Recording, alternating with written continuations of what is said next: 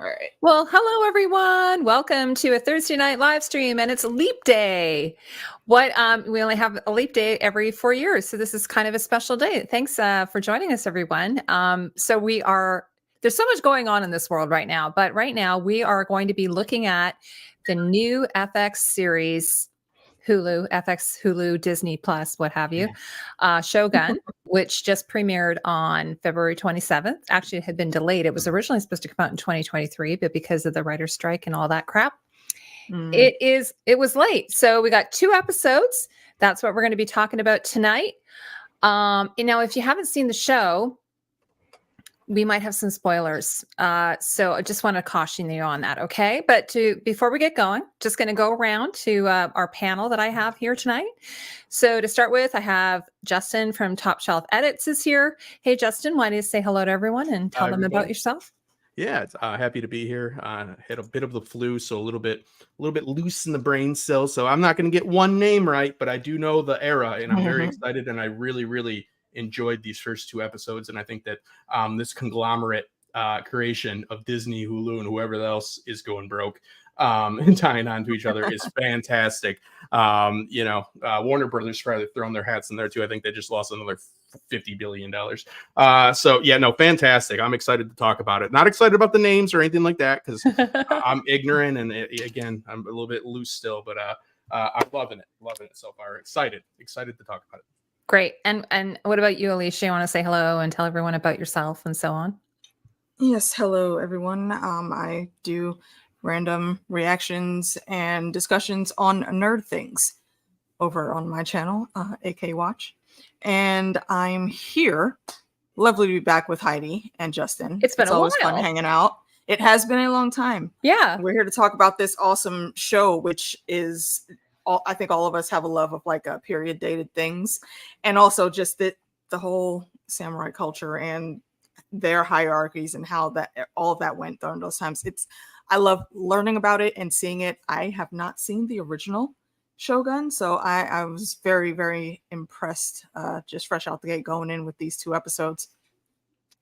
Great. So when you mean the original, do you mean the 1980s version? I think that's when it came out. That's the one that I remember. That's the one I remember hearing about. Yeah, I'm not sure why I never watched it. Yeah. So anyway, well, what we're gonna do, maybe just start. We could just go around and give our first thoughts and impressions on it. Like for myself, I've been so excited about it.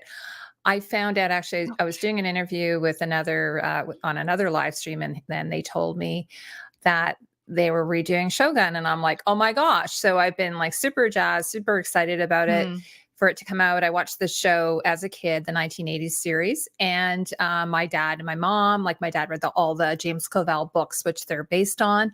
So It was a very, very, very excited. And of course, this period in Japan, the 1600 is a really, really cool time. You can see so many influences like back and forth, like between science fiction and like even I'm watching this. I don't know. Like we can get into this, but did you guys, when you were watching it, did you think George R.R. Martin must have been influenced by this story? Like when you started watching it, did you get that impression at all, Justin? He's influenced by the culture for sure. Influenced. This is a exact like almost like the mirrored version of feudalism in Europe. At the time with the way in which this is a very unstable time. This is essentially a bunch of lords, but they call them Heidi, Dinah, daimyos. Yes, daimyos. Okay, yeah. This is such like a. It's just like a volcano that's about to erupt. This is going to lead to 250 years of Japan just saying F you to everybody else and being isolationist because of all this crap that's happening. It's a very interesting time with the Englishmen and in Portugal. This is the time of conquering for Portugal and Spain. There's a big difference with the Catholics and then just your regular Protestants, your Christians. And, it's just such a, what do you call it? It's not a kettle pot, but it's something that's going to overflow. And it's like perfect timing. There is perfect storm, like everything's kind of coming together too. What about you, Alicia? Like, it doesn't have to be about George, but like, do you like when you're watching this, or you're like, wow, I could see this being the basis of so many fantasy stories, or Star Wars, for instance? I see when it comes to like nodes of George, I didn't get that. I didn't think about that, but now that I am, this could very well be, and also with the feudalism and according to the histories, Yi could have very easily been this section of the world. So I do like that comparison. There's a lot going on, but I like how they just jump right in. Like we got the few things to read at the very beginning, and then they came out the gate with the smoke. And just a very very short like info dump. No, very very tiny, like not like a huge amount of exposition, but just enough to sort of set up the story. Yeah, like right. And then here we are. Lord died, so there's going to be a kid, but don't worry, we've got a region of people. You know, we got a committee, and you know that always works great. You know, so we don't worry. We got the kid king pretty much, and we got the whole council of people, so it's all cool and it's going to be good. It's turbulence and it's just chaos, and it's and the stakes are really super high, right? Already, like it's not like when you say impeachment, it's not like Donald Trump, you're going to go to jail for a long time. No, you and all of your lords are all going to have to die. Will die. Not just you and your lords, because this is one of the things that made them so ruthless. Like everybody, they will search out like your third cousin twice removed on your dad's side. If that person is related to you, it doesn't matter about how small, they wipe you out. Like that. Just think about how heavy that is makes me a little speechless. Yeah. Let's think about how they are right now. There's the Shōgun era right now, so it's not yet the Edo period, but we're dealing with a period in which all of these warlords had taken the power from the emperor pretty much. So they've got all these dynamos. I'm never going to say the name right. I'm sorry. Okay. Don't care. I do care, and I'm sorry I can't get it right. I'll get it right eventually. We should just say, like, we're Western people, right? Like, it's like when I try to say Celtic or something, I always get someone from Ireland giving me a hard time. But we're English language humans, so we're not going to get it. Like, the proper way to say Shogun apparently is Shōgun. Yeah, well, I'm not going to say it that way. You can't make me.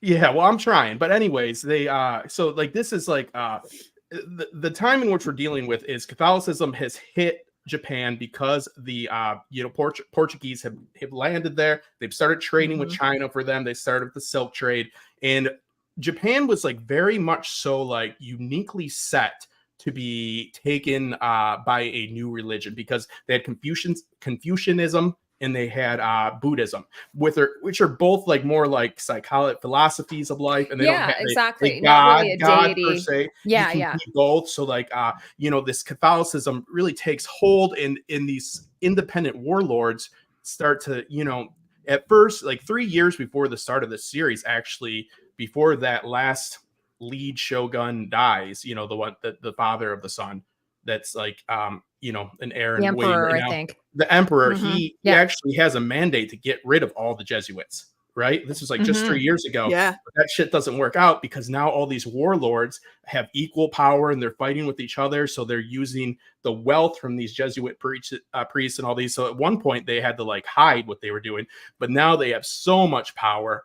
And it's just such an interesting scenario because then you have this Englishman on this Dutch ship that comes here, a Protestant, and the difference is that says a Protestant comes without the attachment of the Pope, with what we see with this talking about how the Pope is now laid claim to your land and stuff like that. So they hear about, we want to use these people, for their trade. And there's always sincerity to religion, but it does come along with like a little bit of power controlling people as well. I think it's always a mix. It's always important to acknowledge that. But they see this other Christian that is kind of just like not running his mouth so much about Christianity, right? And also can help them trade. And it's just like dollar signs in their eyes, right? Like it's perfect time. It's like, oh my God. Like, just for example, last little thing here, and I was raised Catholic. I was an altar boy. But we've only had one Catholic president, John F. Kennedy, because of the fact of that people. Oh, I thought Biden was Catholic. Maybe he is, but up until then, maybe I'll look into that because they thought, oh, the Pope will control him. So just like to have that general idea that Protestant was much more amendable to them. You know what I mean? Like it was much more of a good. They don't want any religion really poking in there, and it keeps becoming a problem. And it's going to lead to a big, revolt and 200 years of isolation. But it is it's more amendable or amenable, you know what I mean, to them, because they're not so much as focused on shilling the religion, because they don't always shill religion. You know, even the Portuguese and Spanish would they went to the over into South America, and you know, with the Mayans and the Aztecs and all that, they didn't always shill the religion like you think. Like sometimes they just trade it because that's ideal, right? And that's kind of what are we getting the idea that's kind of what Blackhorn is looking to do? Like he's looking to just trade. He's not looking to be like, let's talk about Jesus. You know what I mean? Like he wants to just trade. So it's interesting. Hi, Mewling. Mewling says, I know we're setting the stage right now, but I'm burning to discuss whether you think some of these actors committed to the partial shave with the ponytails or whether really good hair pieces. I believe they were shaved. Actually, agreed. I was reading that the reason why they did that is it was cooler. So when they were wearing their helms and everything and their hats, it would be much cooler. But given that the hair on this is beautiful and gorgeous. So kudos to them. And hello, Red Wolf. How are you? Given the issues they had with the mountain monks, I am not surprised. Yeah. Actually, Red Wolf, I'd love to have you come on and talk about this because this is sort of your area of interest. But I just want to let you know, guys know before we get to Alicia, that I am going to be having an interview with a costume designer. So the costume designer doesn't do the hair and makeup. It's a separate person. We did have the props maker on a couple, maybe like, I don't know, a month ago. And I hopefully have Dean back again. He did the weapons and he did all the props. But Carlos is going to come on. And by the way, I saw an interview with him. Carlos, if you're watching this on the replay, perhaps, I saw him do this interview. And like, first off, he's like the nicest person you could ever know. Like he is so lovely, but also just his passion and everything, just talking about the project, you could just tell it was a total dream come true. So I will definitely be doing a big deep dive on the costumes. But sorry, Alicia, I'm going to go to you and you can talk about story or whatever you feel like talking about. The story overall, as I see it right now, like I said before, I think it's great. And there's so much intrigue already involved with how all of the players are moving and everyone bringing in their own wants and needs. Like, I kind of want to go a little bit deeper. I think hopefully they'll show it of I forget the name, but the head guy of everyone that's trying to impeach he's Shido. He's amazing. Has some things going on, and I would like to see a little bit of his actions and what was going on before they got to this point. Like, how did we get here? Like, obviously it's about power, but how did he get to where he is now that he has all these other guys like in the palm of his hand? I'm looking forward to learning all of that.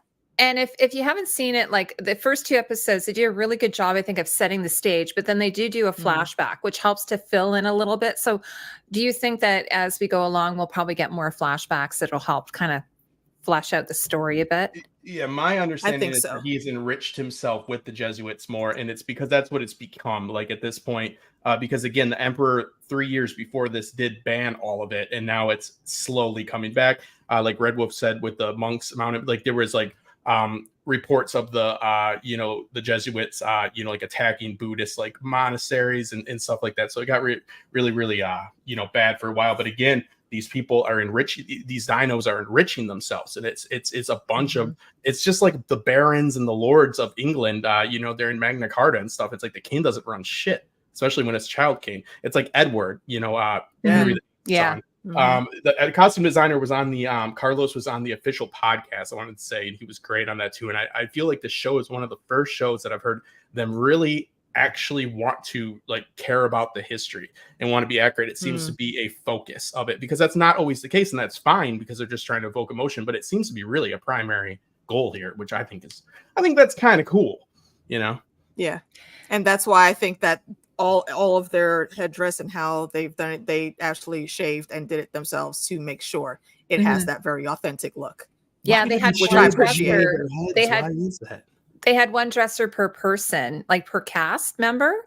So for which is really highly irregular. So for every character, they had a dresser specifically for that one person to help them get in and out of their kimono, and and so because it was very labor intensive, and sometimes like Carlos was saying, multiple layers, lots of layers. Oh, I wanted to look that up really quick. I wanted to look up because it starts off with one of them being dressed, right? And I wanted to look up Mhm. how many groomsmen did like King Henry have, right? Like to Yeah, like well, put the apparently, I watched another historian, and he said that it was actually very correct that the daimyo would have usually two boys, like kind of uh-huh. dressers, and a hat bearer, like a helm bearer, like walking alongside. Like he was saying at one point, he's like, "Oh, there should be a helm bearer," but that was when he was hawking, so he's wearing that little straw hat. Which, by the way, is that thing not adorable? I was saying to my husband, I said, I think that's the precursor of the bicycle helmet, the way the straps come down. Like there, it was like look like a bicycle helmet. But so yeah, so there would always be a helm bearer, a sword bearer. So, I think a lot of that translates over to the Western. Yeah, England and that's what I yeah. figured. Mhm. Yeah. Yep. Oh yeah, the costumes are amazing, Muling. Apparently, most of the fabrics came from Japan, so it's not like they were shopped Nice. at a store in London or something. They actually came from Japan. And I know Siam Costumes, who I interviewed, they're out of Thailand. I know they provided a lot of the fabrics as well. So hopefully, we'll get them on at some point.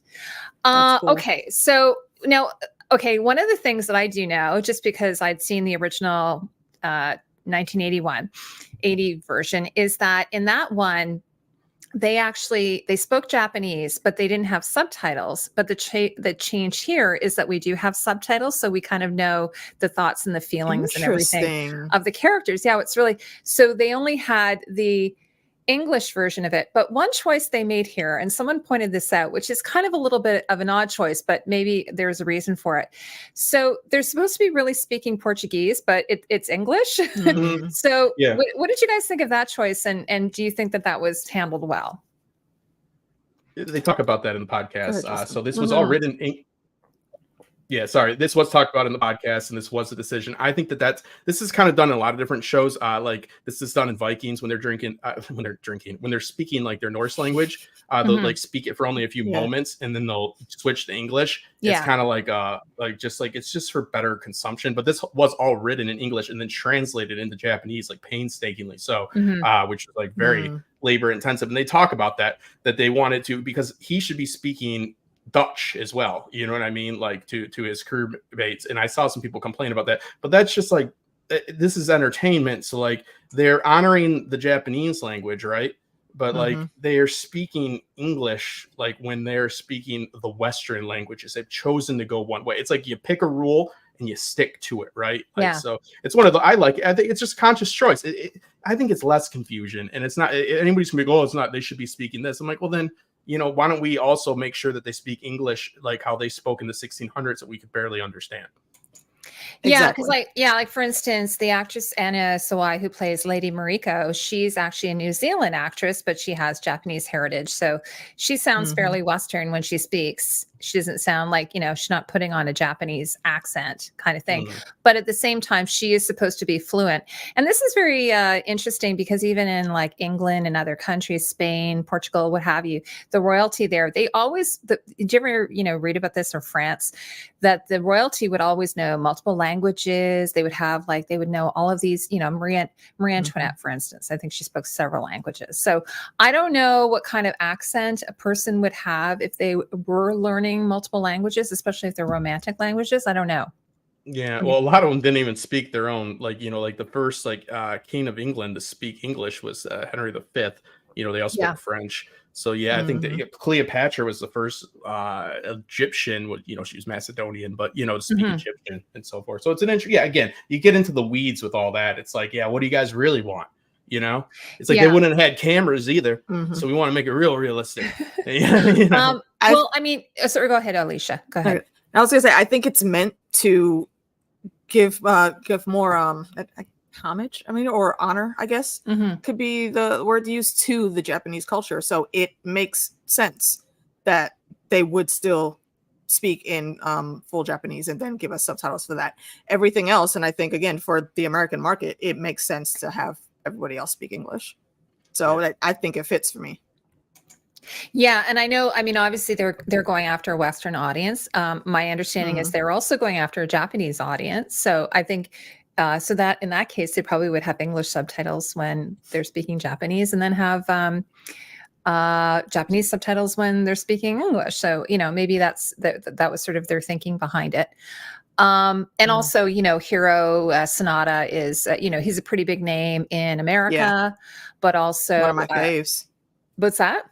No, one of my faves. He's amazing. He's been in the game for a while. Oh yeah, and I just watched John Wick not that long ago, and he's amazing in that. So I'd only seen Cosmo Jarvis, who plays John Blackthorne, once, like in I think it was in the movie Macbeth, Lady Macbeth. I don't know if anyone's seen that with Florence Pugh. I haven't seen that. But one of the things that surprised me about him, I didn't know really what to expect with his character, but did you find his voice like super deep? Like I was like, whoa, this guy has such a rich, deep voice. What did you all think of his voice? Blackthorne. Yeah. Blackthorne. Yeah. I love it. The engine is his name in the show. The way his character has been set up so far, I think that tone of voice is exactly what someone in that position at that time period would have sounded like. Because he's what to say, a pilot, but he's still like a little, I guess we could say a scallywag per se. Yeah, he's a bit of a ship. rogue, So right? So he fits that mantra, and I think, and the voice just matches it. So kudos to him. Because I don't know if that's how he really talks, but it works great. I can't remember, because it was a totally different role. So he probably did. I don't know. I saw him in interviews, and it seems like it's a bit softer. So he's probably putting it on a little bit, but also I'm sure the script called for it. But he's supposed to be kind of vulgar. So speaking of that, what did you think of the language? Did you find some of the language? I was like, this sounds like something someone would say nowadays. Did you find some of the language, at least the English language portion, sounded a little bit modern? Yeah, the vulgarity was, but I mean, I don't know. I think that it's for instance, when that Rodriguez says, "Oh, maybe they don't give a shit." Maybe they don't give a shit. Did they say that in 1600? Maybe they don't give a shit. That sounded very contemporary to me. You'd have to look. Yeah, he was very vulgar. They probably would I know that pirates were very vulgar. I know that if a good example, this is quite a few. This is 200 years later, but Deadwood, they speak exactly how they would have spoken in the Old West, and it is just filthy. It is just so filthy. So I have to, the one thing about Blackthorne too that I really liked is that he's a celestial navigator, so he's an optimistic guy too.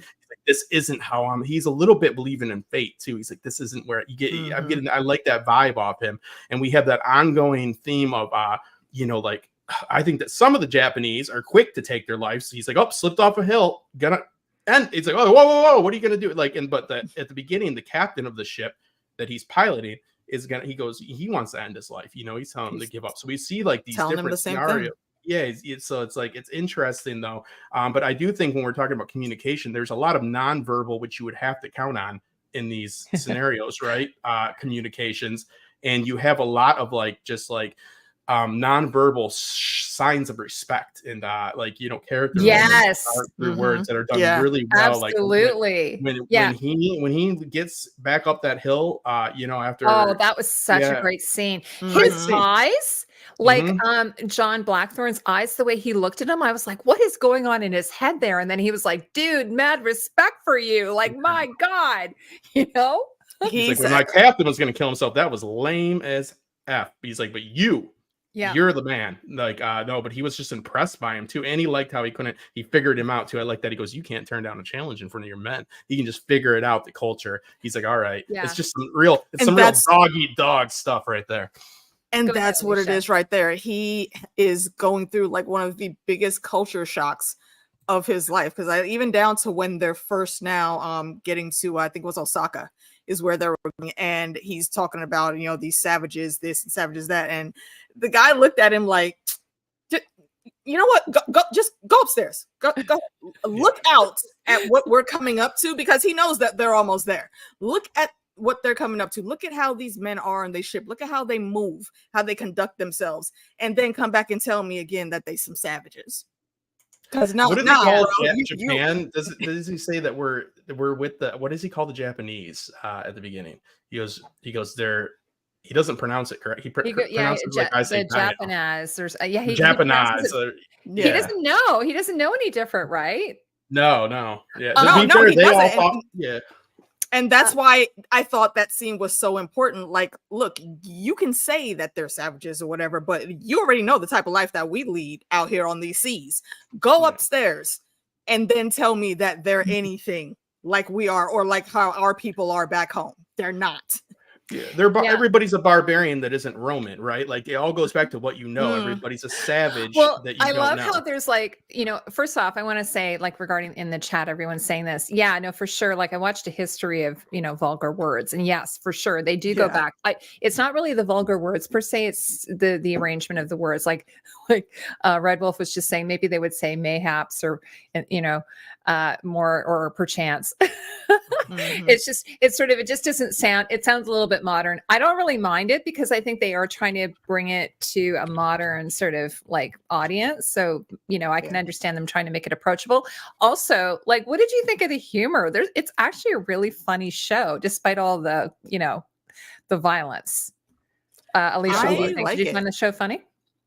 Yeah, there's definitely some parts where I just chuckled, and you could see the way the act. I'm gonna forget his name throughout the whole series, I'm sure, but our lead guy, when he's teaching, I wouldn't say it wasn't really teaching. He was actually playing with like the air, because he's basically the kid's mentor, and he's cracking these little jokes, but they're so subtle in how he does them, and like you could see everybody around him, look like they're standing statues still, but they also get the joke, and they have that small smile. Like, the way they conduct themselves is making themselves seem smaller in everything they do. But I think that's what we're going to see is that's how something has truly affected them, because once it's time to get moving and the serious things really start happening, they jump in, and from their reactions, I think you can tell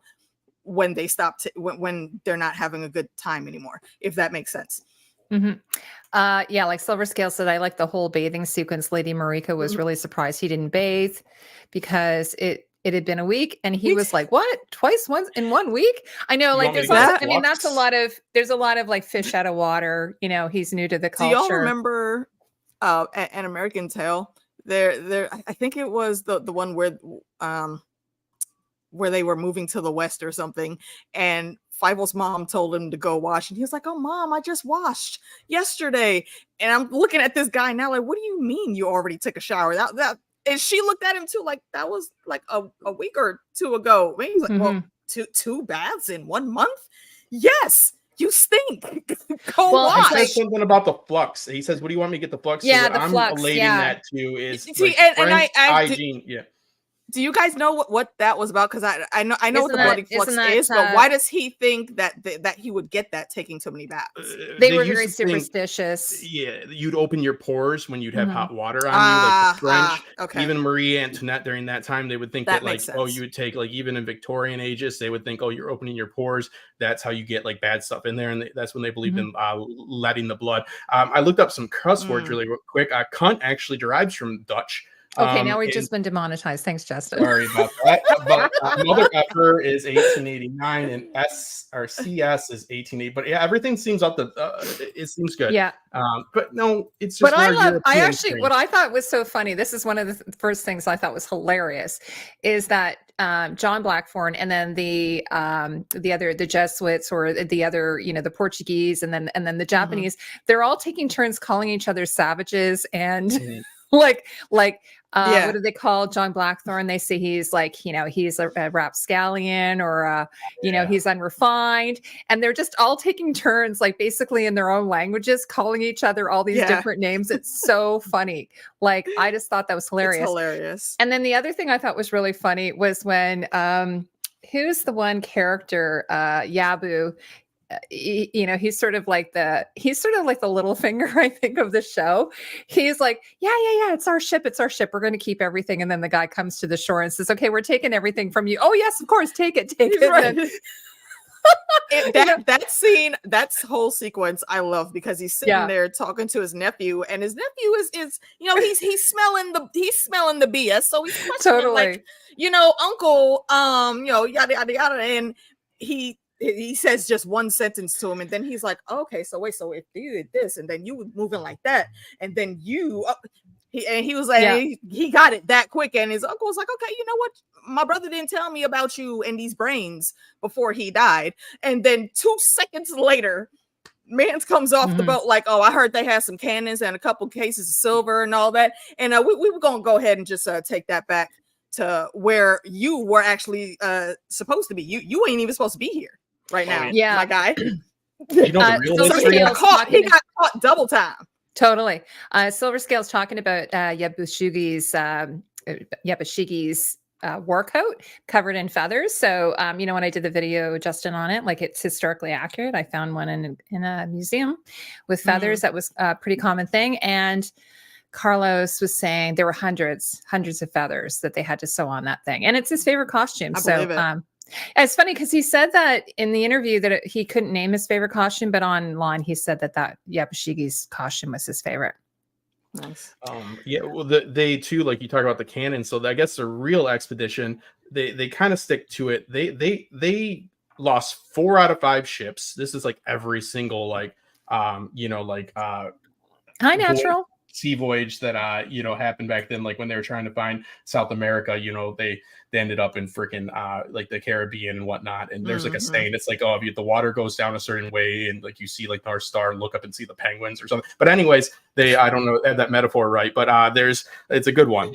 Just look it up. But yeah, so like the real history of this voyage is they actually went to Hawaii and they lost like 20 more men there. And they said that they're eaten by carnivores or whatever, carnivores. Cannibals. Cannibals. There we go. That's the word. Cannibals are carnivores. So I mean, technically, eating human meat. Yeah, no, but it's not a messed up situation. Like by the time they get there, they're so weak, and they're still trying to make them look like they're like a threat. They're like, oh, they're bad news. It's like, dude, these guys are starving. You know what I mean? These dudes got the freaking scurvy. They got scurvy. Everything. Yeah, they got the scurvy. Yeah, he's looking at the white sand that he got from his snow globe. He's like, that's your snow globe. He's it's funny because though when they were looking at the one guy's teeth and they were all rotten because he's got scurvy, but meanwhile John's teeth are beautiful and perfect. Yeah, so that was a little bit. I like the fact though that guy also, because that it stood out to me because of this, that he knew just from like looking at the state of their teeth how they died. And he says it like pitiful too. He goes, starvation. Yes. Like you starvation. weak idiots. You idiots that don't know how to get there. And then they're like, draw a map of the world for us, idiots. Please. Hi, John. Anyway, well, so I was going to say regarding the bathing, one other thing I was thinking of is that there was this sort of quote about Queen Elizabeth that she'd take a bath once a year, whether she needed it or not. Have you ever heard that one? Yeah, she had lead makeup on too. Oh, wow. And it's, by the way, but I love the scene when John is talking he's presented at court and he's talking to Yoshi Toranaga, and he finds out that there's a queen, that they have a queen, and he's like, the look on his face, he was like, what? Did you notice that? I thought that was such a great reaction. Funny, he's like, you have a queen? So I thought that was very cool. Yeah, the acting again, just with their physical emotions, are so good. The scurvy thing talking. Scurvy talking. That's a scurvy. Let's see, what do we got? You're not gonna go find no white shores anywhere. Holding you to it. Natural selection. Holding you to it. I see you too. Really well done. The physical emotion. Sorry. Yeah. Now, one of the things that is different, like from the 80s show, like we're saying, like it's, the 80s show is based on the book, which is written by a man who actually was he was a prisoner of war in Japan. So he was sort of basing his book sort of on his own experiences, but then he set it in like 1600 Japan. And, but everyone's like, oh, but he's a white savior coming to save, the Japanese or something like that. So they've decided to sort of change their perspective on this. And my understanding, we haven't quite I don't know, it feels sort of omniscient or like third person. It doesn't feel like we're really doing a VOP, are we? Like what are your feelings on that? I don't think we are. No, I think they're just telling the story as it is to be told. They're not just like super into any one person's head for that point of view. So yeah, they're doing, I like the way they're doing it. I don't know that I would enjoy it if they were just specifically like somebody going through their brain and looking at it from just one perspective. Tom Cruise This yelling way at we him. get everything. Yeah. Yeah. Yeah.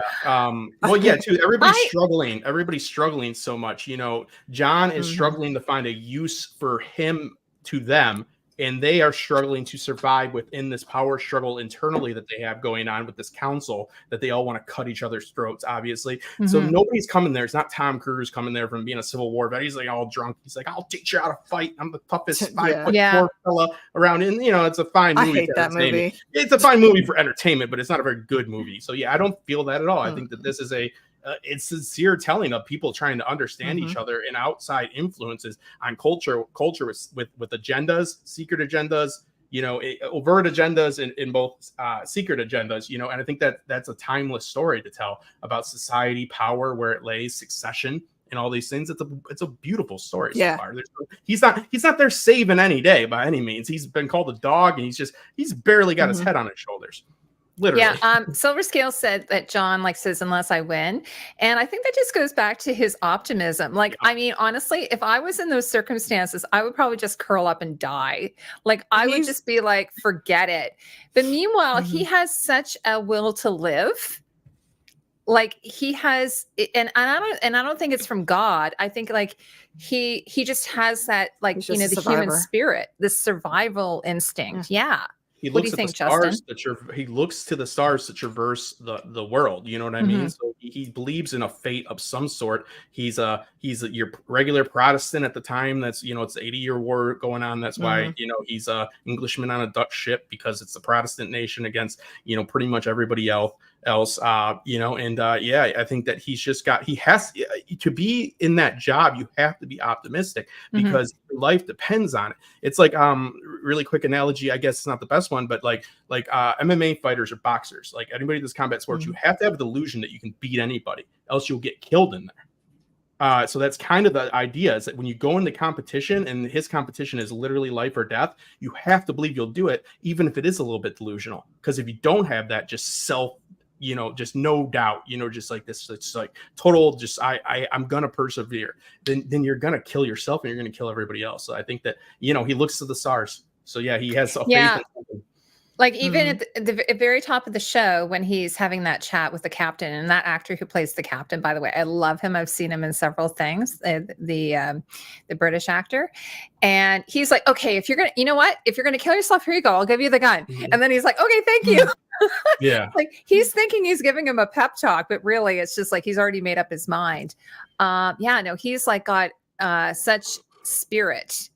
And so you can sort of see where that's going to take you. You know, it's going to take you somewhere, because the fact that, and obviously I think that Toranaga sees something in him too, compared to maybe the other Western individuals that he's dealt with in the past. That is one con I do have about the show, and I think that they just didn't have enough time. That they kind of really, because he cares about his crew, and they really install that in the first episode. But I think just for time reasons, they kind of have to lose it a little bit.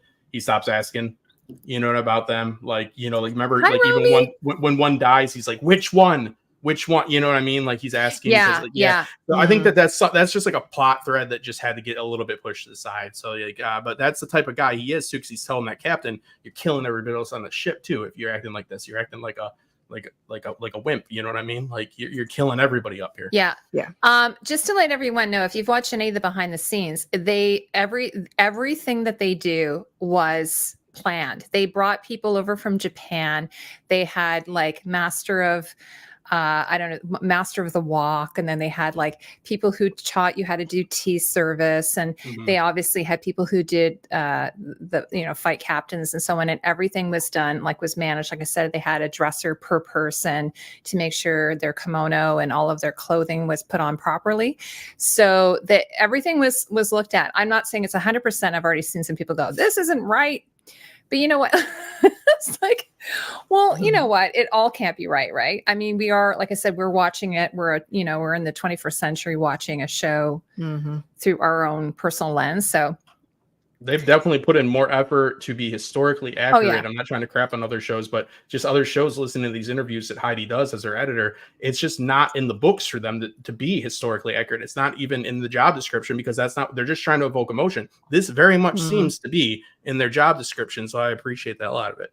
You know, And when I had the props master on, I asked him, I said, okay, like you're aiming for historical accuracy, but at some point you have to tell the story. So did you just sort of let it go? And he said, no, we never let it go. We were always Nice.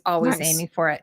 And it was the showrunners. And then Hiro Sanada was a producer on the show. I was watching a really cute video with him today where when he wasn't in costume and in character, he would be just going around set, like working and with everyone. With the background. I watched that with the background. Yeah. And he's in his black outfit with his little red lanyard, and he just was super cute. Just like adorable. So yeah, because he's a producer and he was taking it very, very seriously. So I love how authentic that is. Yeah, I love it. And then it really does it really makes it super immersive, right? You feel like my only complaint is that I wish I could see it on the big screen. Like it would be so much better, because I know that they did do some viewings for people to be able to see it on the big screen. And I think that would have just been amazing. Is this a Marvel movie, Heidi? Answer me. No. Then you're not seeing it on the big screen, are you? Okay, it is made by Disney. I saw Dune on the big screen. Oh yeah, I'll brag. And it's not a Marvel movie. Yeah, well, it's a Denny Villeneuve movie. All right, so there's an exception. How was it? I still have to see it. I haven't watched part 2 Red Wolf yet. says every time I see someone do the midair flip with the katana, I look for his name in the credits.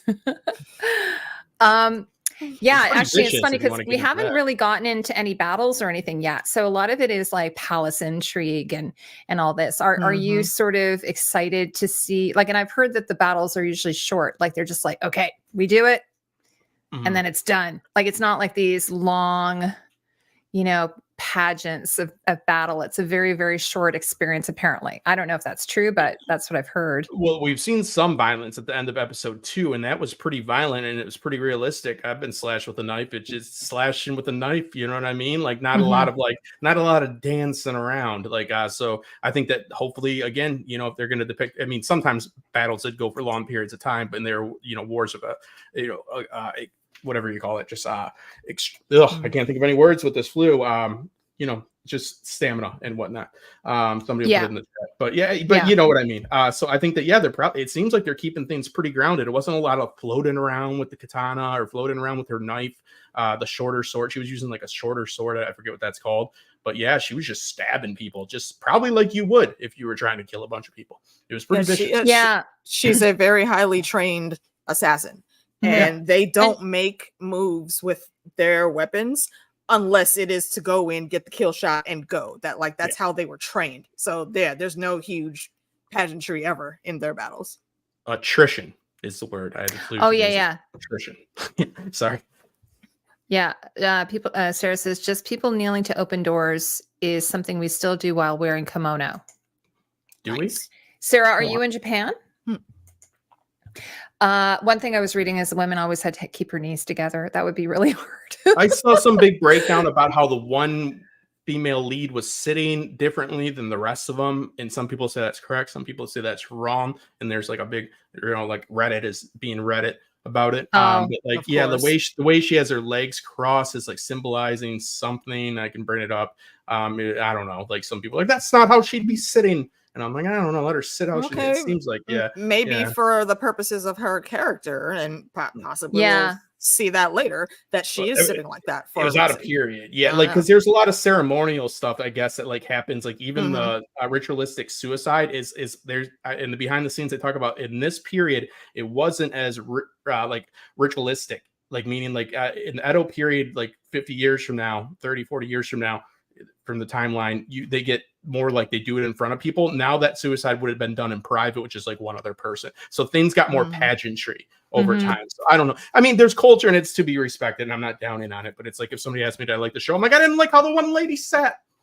Yeah, there's furthest it's thing from my interesting. mind. Like the one, the first scene, the first scene that we have with seppuku, they just sort of they do it indoors. Like just I always thought they did it outdoors, but they just did it like in a room, and they closed the door, and then we don't see it because it's so awful.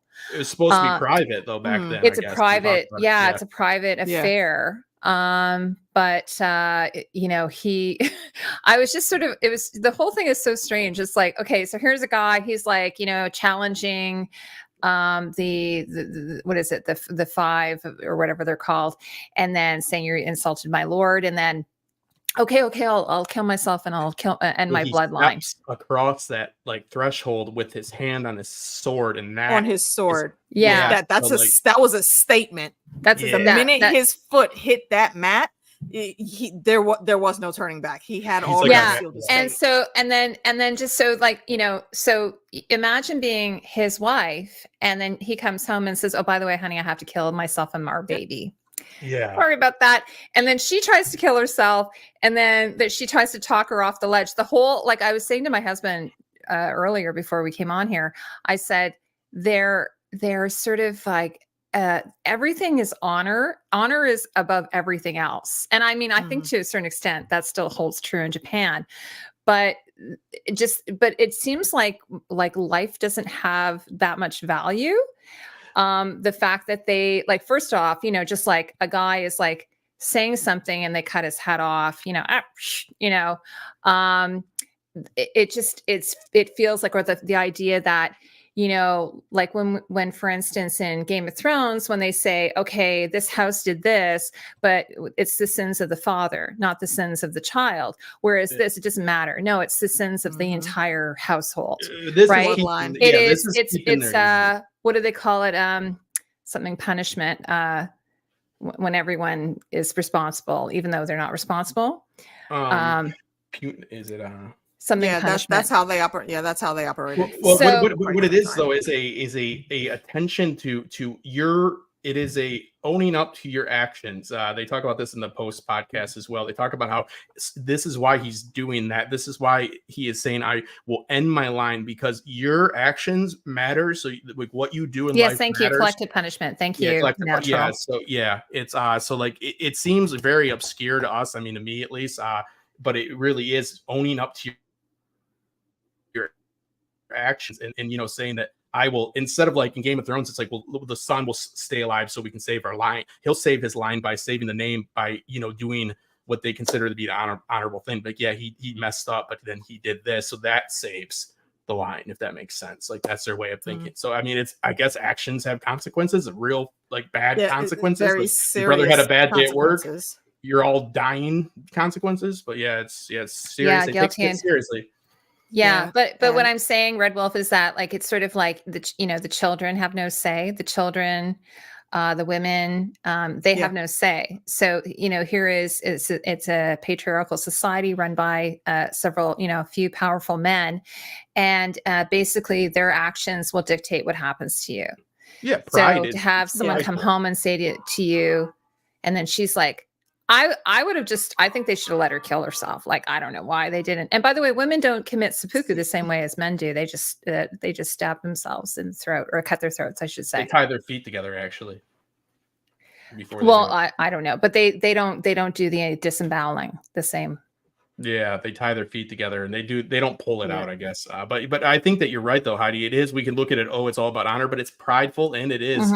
It's very also, much it's very much so, just like, you know, self important and self-obsessed, you know what I mean? It's like, oh, I'm gonna make sure I prove everything right by doing this. It's all about their name, and they look at it as a legacy of honor, but it's selfish. It's very selfish too, you know.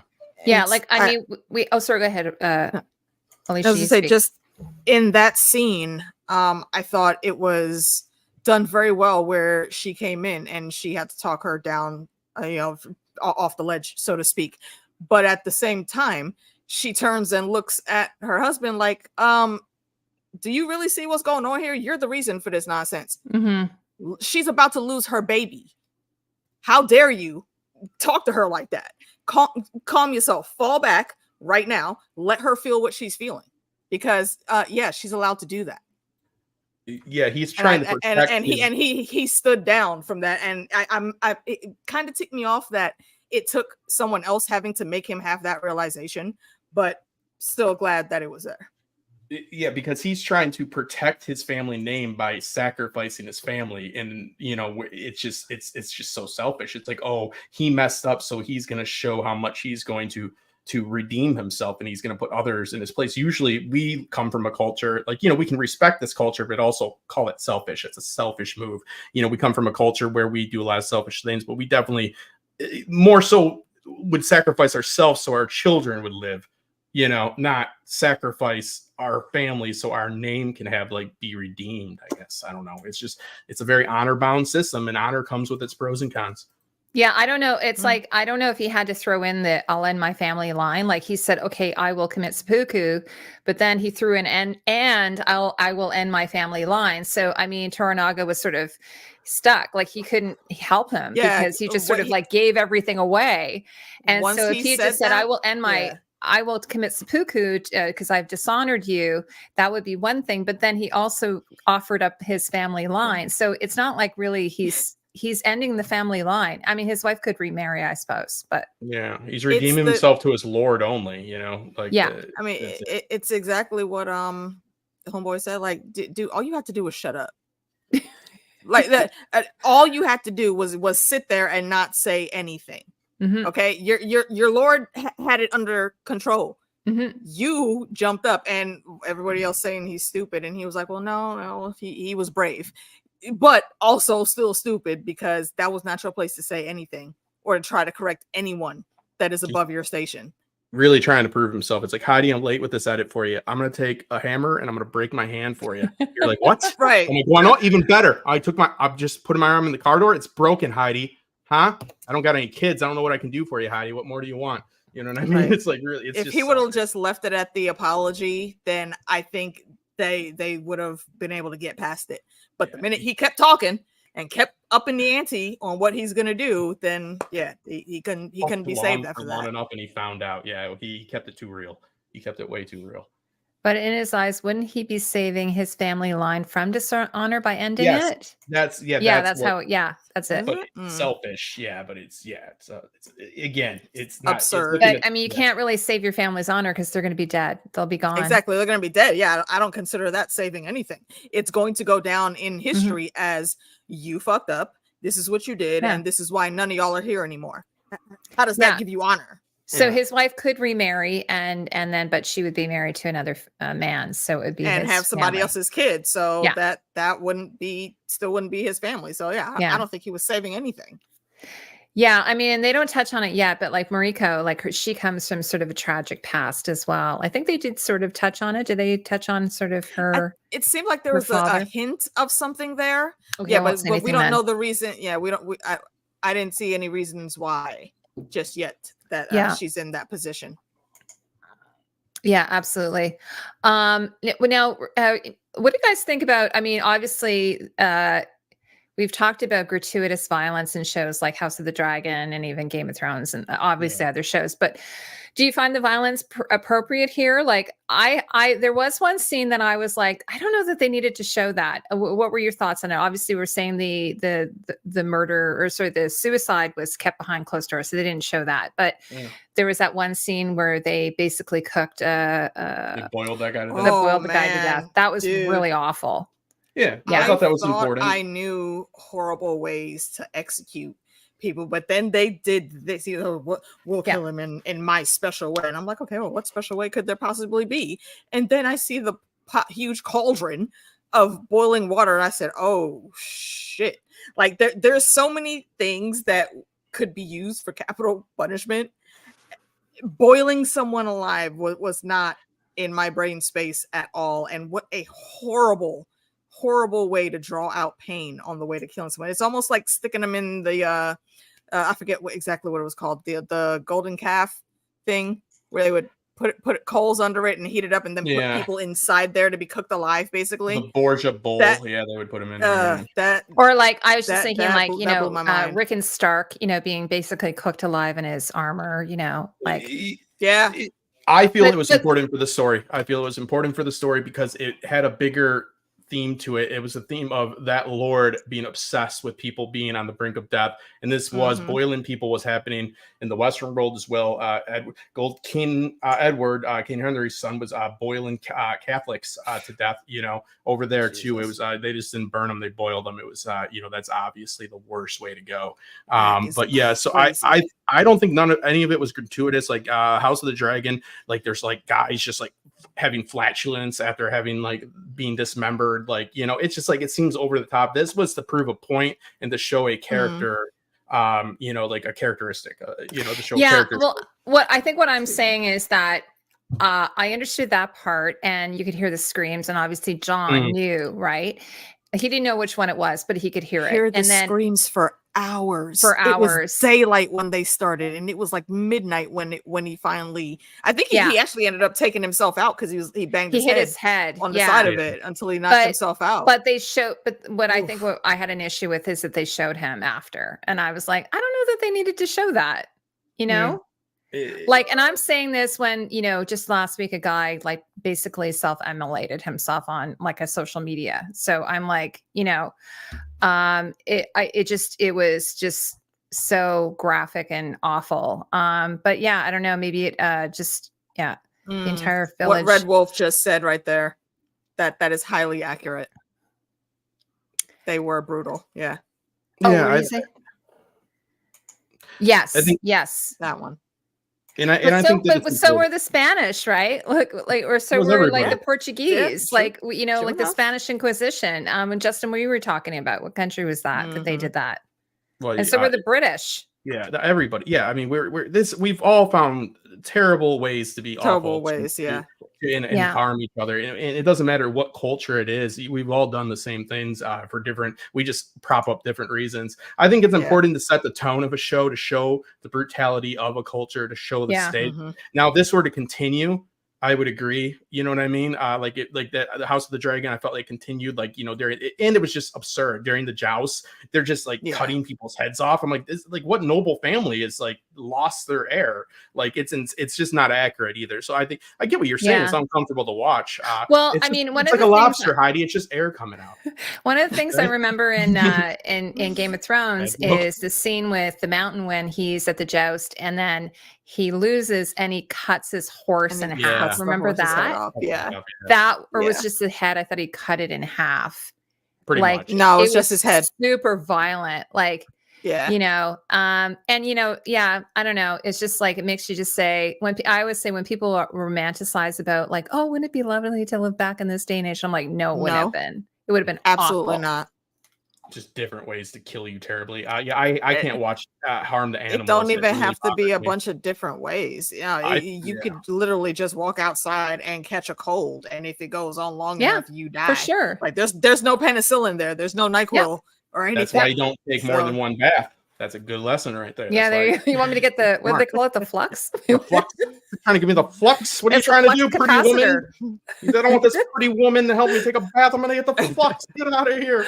Yeah. Oh, by the way, when he was he had his clothes off, did you notice how he was a mess? Like he had scars, he had knife wounds, he had like some of them looked decently fresh, and it wasn't fresh from him being captured by the Japanese.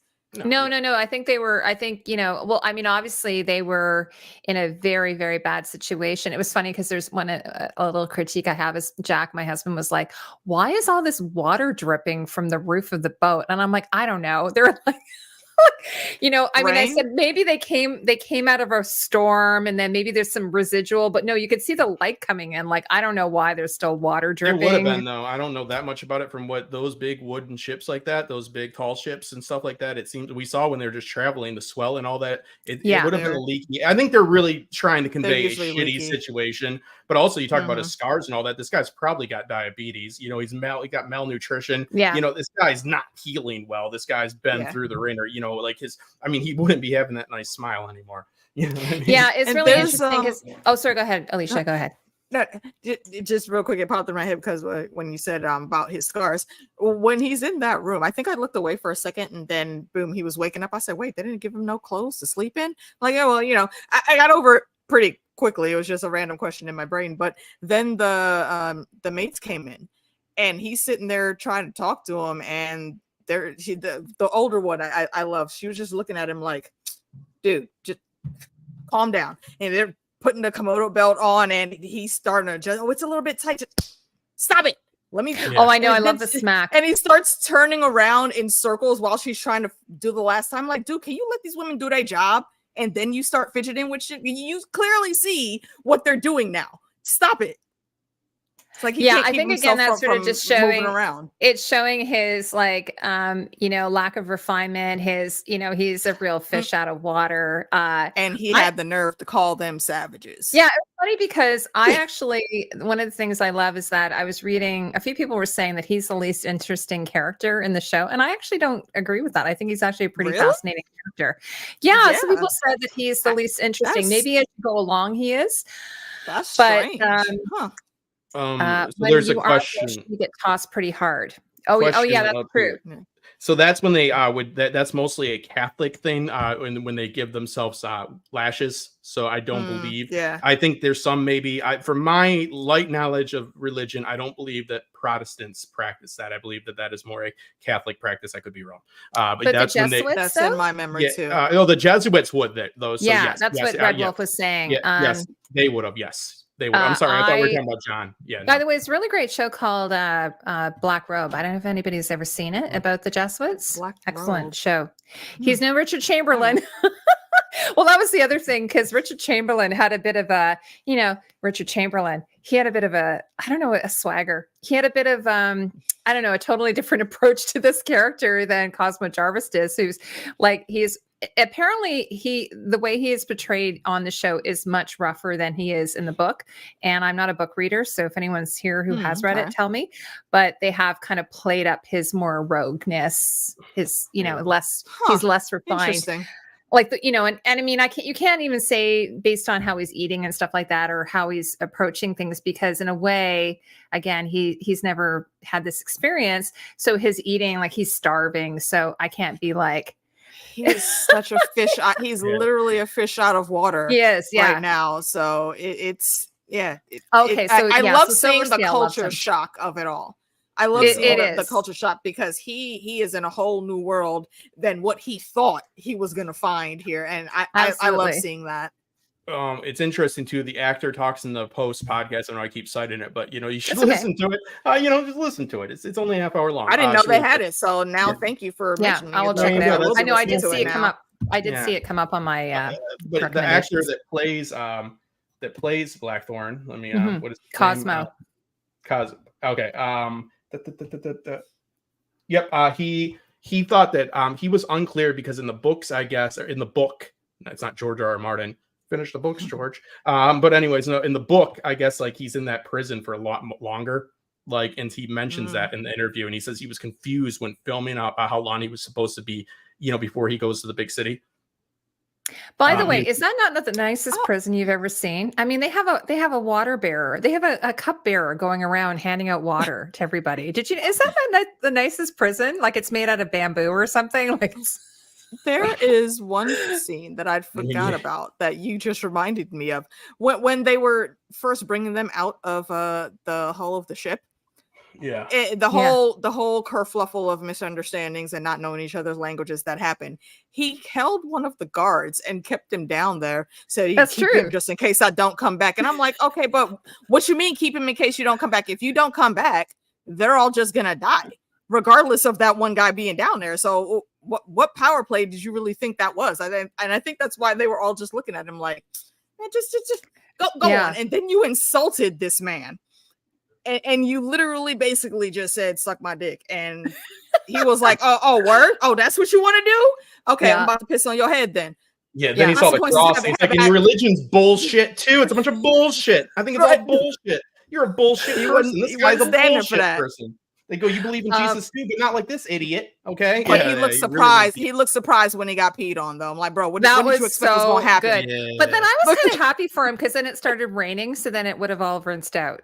because he had Yeah, to go no, present but there's no himself. soap. No, there was no soap involved. No, you know he was still. No, but the stinking. rain would have rinsed some of the urine out. The urine should have been sterile-ish, probably. You know what? Yeah, By that's the probably way, the least of his worries. what I was going to of say about germs. that, urinating on someone's head is kind of a universal thing. Like, I think that's understood across all cultures. Yeah, if you don't know the language, you want to really tell somebody F Yeah, you want to tell them on their face. Yeah. By the way, okay, so he's not really, it's funny, he's not really featured that heavily in like the marketing and everything, but Rodriguez, who's played by Nestor Carbonell, who like I watched him on the morning show. His character. Isn't really he a like his great character? And I'm just mentioning that because AU was mentioning him. So yeah. Justin, what did you think of Vasco Rodriguez? You know, I love him. He's isn't like he an NPC amazing? in a video game. He's just got all these. He's an American actor, like a Spanish American actor. Mm-hmm. Yeah, he let's see. You know, it's really funny because I saw him in the credits, or like, you know, in the original lineup of the actors, and then I was like, where is he? And I didn't recognize him because he had that big gray beard, and then his hair is all grown out. Like, I think he probably dyes it normally. So that's House of the Dragon in Game of Thrones. That is like an extra. Almost. Who, Nestor? Yeah. Really? Well, I know him from. He's in all kinds of things, but I know him from the morning show, which is on Apple TV with Bates Jennifer. Hotel. Yeah, Bates Hotel. Yeah, he's like in Bates Motel too. He's like a working actor. He's been around for a long time. So yeah, I think he's going to get a lot of attention for this role. I think he's so good. The original, the one who played him in the 80s version is John Rhys, you know, from like Lord of the Rings, John Rhys Myers or something. John Rhys. Do you guys know what I'm talking about? Yeah, John Rhys Davies. Yeah. John Rhys Davies, yes. Gimli. So he played that character in the original. Like, he's also in like interesting Raiders of the Lost Ark, right? Yeah. I really want to go watch that. When he looks at his journal, he goes, looks like some pretty dark stuff, you know what I mean? Like when he's looking through.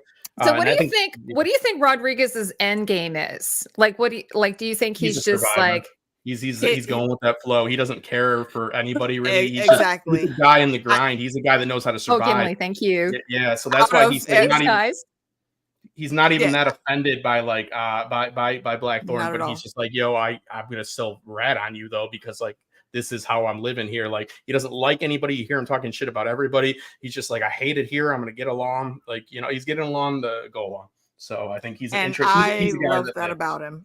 I love that about him. Yeah, he is the dog. I think the dog was Indiana before they named Indy. I think Indiana Jones is named after the dog. Yes. Isn't it that way instead, not the other way around? And Alicia's wearing sort of a bit of a fedora, so she's an expert on it. I love fedoras. Yeah, John. It's like he's like a Davos type, where it's like, Rhys hey, Davies. don't mind me. I live to a long, old age. He's like that type of guy. Yeah. He's like better around, you know what I mean? Exactly, because he knows how to roll with the punches. Yeah. He is right now the realest person on this show. He will tell you what it is, and and he what's his name? He thought he was going to be able to get over on him once he said, I'm taking these right to the Portuguese as soon as we sit on land, bruh. And he got up to try to shank him. He just pulled the thing, didn't even flinch. Yeah, go ahead. But he's man enough to tell you to your face that he's going to F you over, which exactly. You gotta appreciate that shit. It's it's really funny though, because I was on like I follow like Nestor's like fan page on Instagram, and there's a picture of Nestor's character Rodriguez being like pulled out of the water by Yabu, but it was so funny they left that scene out. Did you notice that? So they have like John is at the top of the cliff. And then Yabu gets to the top of the cliff and he's like, mad respect, man, like mad respect at you. And then I said to my husband, what happened to Rodriguez? Like, is he still down there in the water? Like, what's going on? It was just all about him going down and then coming back up. And then I guess they skipped to him being rescued. So we were like, but in this behind the scenes photo, I saw him actually pulling him out of the water. So yeah, they had to cut for time or something. It is interesting. I hate to make light of it, but how quick he does go to commit suicide in that, where he just slips down there for a minute. I'm like, Jesus, dude, it's like he stumbles on a stair and he's like, oh, I'm like, no, hold hold for a minute, bro. Like, You'll be all right. bruh, And is it better All you did was to trip. stab yourself than it is to just drown?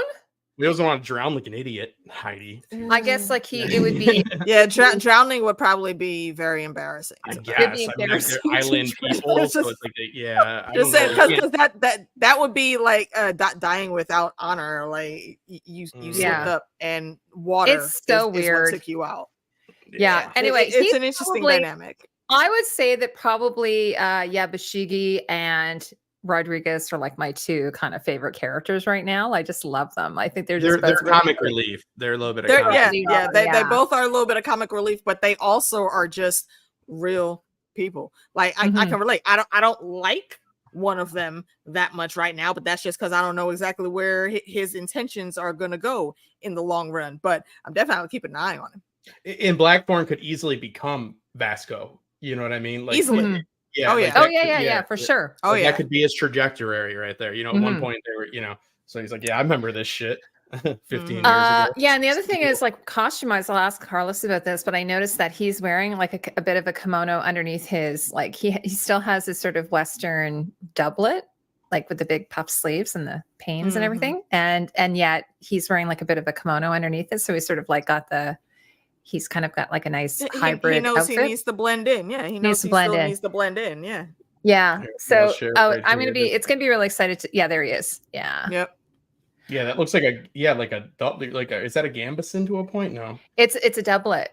Yeah. Actually I messaged Carlos and I said, hey Carlos, like the Japanese costumes are beautiful, but the European costumes, oh my God, they're amazing. And he said, yeah, he says, we broke them down like a lot. So we broke them down so long, and then we wanted it to kind of look like a Rembrandt painting. So I thought that was a very cool like parallel. Nice. But some of the costumes I was looking at, even Anjin, like John Blackthorne's costume that he's wearing, like they all have their doublets open, like because they've been on the boat for a long time and everything, and then they're all wearing white shirts underneath it, but they all have like the trunk hose, and so it's kind of nice seeing the European. But also I also did really like the Jesuits outfits with the hats and everything. And then they have the tonsors, they have which is really another try. My husband's always going on about how hot tonsors are, which is that circle that's sort of shaved in the center. And then they just have like a band of hair around it. Yeah. And then they wear the hat over top of it. So they're, again, I think it's because it's hot, right? So they just, shave it. I think it's also a thing so God can't see them. I don't. They're they're a bit of a problem. But anyway, I think the European, and then there's one guy, this beautiful ruff. Like, oh, actually, that's another scene I really love with Rodriguez is when he's giving up the information, and he's like, "Here's your money, now get the fuck out," kind of thing. And then he's standing there and he's still like kind of eating the food as he's been told to leave, but he's just like, but dude, I got food on my plate here. So he's just standing and talking, trying to waste time while he can finish off eating his food. And he did it without really even complaining about it. So he heard the order. He looked up. He said, "All right, damn it." But then he got up and he just kept picking. Let me tell you this last little bit of information though, because it's important. So just so you know. And then before he goes out, he still reaches back and grabs another one. Yeah, I would be just taking my hanky and putting. Why not just take the plate? Why not just take the plate away? No, I doubt anyone would have stopped him from doing that. So it's kind of like wearing a hair short shirt, like same type of deal to remember like the pains of that Christ had when you're talking about that, what do you call it, silice or whatever. It's to represent mortified of flesh. The whole the silice. The halo? Yeah, the halo thing. It's the spikes. It's the hair shirt. Hair shirt's a really weird thing, right? Like, so they would wear these really scratchy hair shirts. Was it horse? Horse hair. To always remember that, like, not to get too comfortable, because you got too comfortable, like you weren't living like right. You know what I mean? Yeah. So you're constantly, you don't have to self-flagellate because you're just kind of being. You still need to, Heidi. You still need to do that. Oh, okay. Sorry. Yeah. I don't know where you're coming from. So first the sweater rubs your skin raw, and then you go and whip yourself. I was just going to bring something up because I've been watching a lot of movies this week, and what I watched is Zone of Interest, which is an amazing film. If anybody hasn't seen it, I highly recommend it. Zone of Interest. It's been nominated for an Oscar. It's basically like it's a commandant who lives just outside of Auschwitz, outside the wall of Auschwitz, him and his family. And then he kind of goes into work each day, but it's sort of showing the life outside of the camp. So you get that perspective. But one of the things, I was watching an interview with, or there was a panel at, like, I think it was at Cannes, talking about the characters in it and how, you know, the one thing we always have to keep in mind is that it wasn't actually monsters who did the Holocaust. They were humans, like humans doing it to other humans. And so this is sort of what I was thinking when I was watching Shōgun, is that a lot of the stuff that's happening, whether, you know, you're boiling somebody alive or you're cutting someone's head off, I was thinking about that. I'm like, this is all like humans doing this to other humans. You know what I mean? Yeah. It's called the monster That's why box. I always It's say the philosophy humans are behind it. trash. The monster what? It's called the philosophy behind what you're saying. It's called the monster box. It's that if we, it's, and some people take it their own way. It's like, oh, well, Hitler was, yes, he was a monster. But if we make ourselves believe that like he was such a monster that we would recognize it right away and we would stop it, then we will repeat our mistakes. So we can't put people in the monster box. Is what you're saying. Yeah. You have to realize that these are human beings that are doing these awful, awful things, and that they're not these imaginary, like people always take it like, oh, you're saying Hitler is a good guy. No, no, you're saying don't put them in a monster box and keep your eyes open for people being, ostracized and set out of society. Like, keep your eyes open because it could happen too. Like nobody in 1933 was like, oh, let's just let that guy do a bunch of terrible things, right? It just slowly happened, and like people, they didn't keep their eyes open. It's called the monster box. I think that's basic. That must be what they were referring to, Justin, when I was watching this this panel. It was so good. Anyway, I highly recommend anybody. It's nominated for an Oscar, The Zone of Interest. And I'm kind of laughing at Natural. She says, you don't have to whip yourself. You get to whip yourself. Yeah, well, there you go. Thank you so much. Yeah, but then if now you like you put it that way. No, but that's not going to work. If you start liking it too much, then you got to do something else. Now you're comfortable. And guess who doesn't get in the middle? If you're enjoying it, then that's not good. Right? Okay. Yeah. And then actually, Red Wolf says, Ragnar Lothbrok, the Viking. Lothbrok means hairy breeches. Mm-hmm. Apparently after his favorite pants. The Angles had to take his pants off when they killed him because the snakes couldn't bite him. Oh, that's interesting. What the hell were his pants made of then? They were made of hair. But what kind of hair? Horse hair? What kind of hair? Yeah, that's what I'm wondering. You know, it's interesting though. Suits are still made with horse hair, or at least they used to be. Okay, sorry. Let me fix that. They used to be made with something called hymel, which is like a type of horse hair, and they use it to make to pad suits with. So that's now I think it's like just wool, but at one point it used to be actually horse hair. That's what makes a suit very rigid. Like goat hair brushes aren't even like camel hair brushes, but they're not even like camel hair. They're like some other type of hair too, like for like paint brushes. Like yes, stuff like. Yeah, or like because they used to be, or there's or mink. I think sometimes they would be made, and I doubt they are now. Like camel, or they're probably made out of some other. For all you people with a bunch of hair, natural. You can use it for a bunch of different stuff. I got too much hair. I guess I'll make a brush. Who are you talking about? Ragnar was hopped up on meth and cocaine. I'm sure he would have wished. Oh no! Oh, sorry. He's talking about Hitler. I was going to say. Oh yeah. I don't think he knew what those things were though. No. Okay. Hitler was caught up with shit every day. Yeah. Look at 1933, the Olympics. I've said that before, but nobody looked at that even at the time. Like, what the fuck is wrong with that guy? Like, it's bad. Yeah. He was getting an injection every single day of all the opiates, all the amphetamines. Yeah. Real bad dude. To be clear. Yeah. My stance. Real bad guy. Yeah. Yeah. To be clear. Not a good guy. Oh, okay. That's really cool. Wow, that's very neat. Okay, so what else do we want to talk about? Justin, you had some video. Did you want to go through any of that, or I have my character pictures we could go through? Character pictures. I thought that the armor, when he looked over and he saw the armor, and we see the separation of wealth. I'm uncovering Alicia though when I do this. Here, let me move myself so I'm not covering you. No, that is all right. I'll move myself there. Okay, so this is Toranaga, who's played by he's such a great actor, Hiro Sanada. And one of the reasons why I was super excited to see him is that he was in Westworld, which I was a huge fan of. Yeah. And it was funny because I think even on that show, he was talking about kimono and tying kimono and wrapping kimono. And one of the things Carlos was mentioning was that depending on your status, so if you're very high status, you would have lots of layers.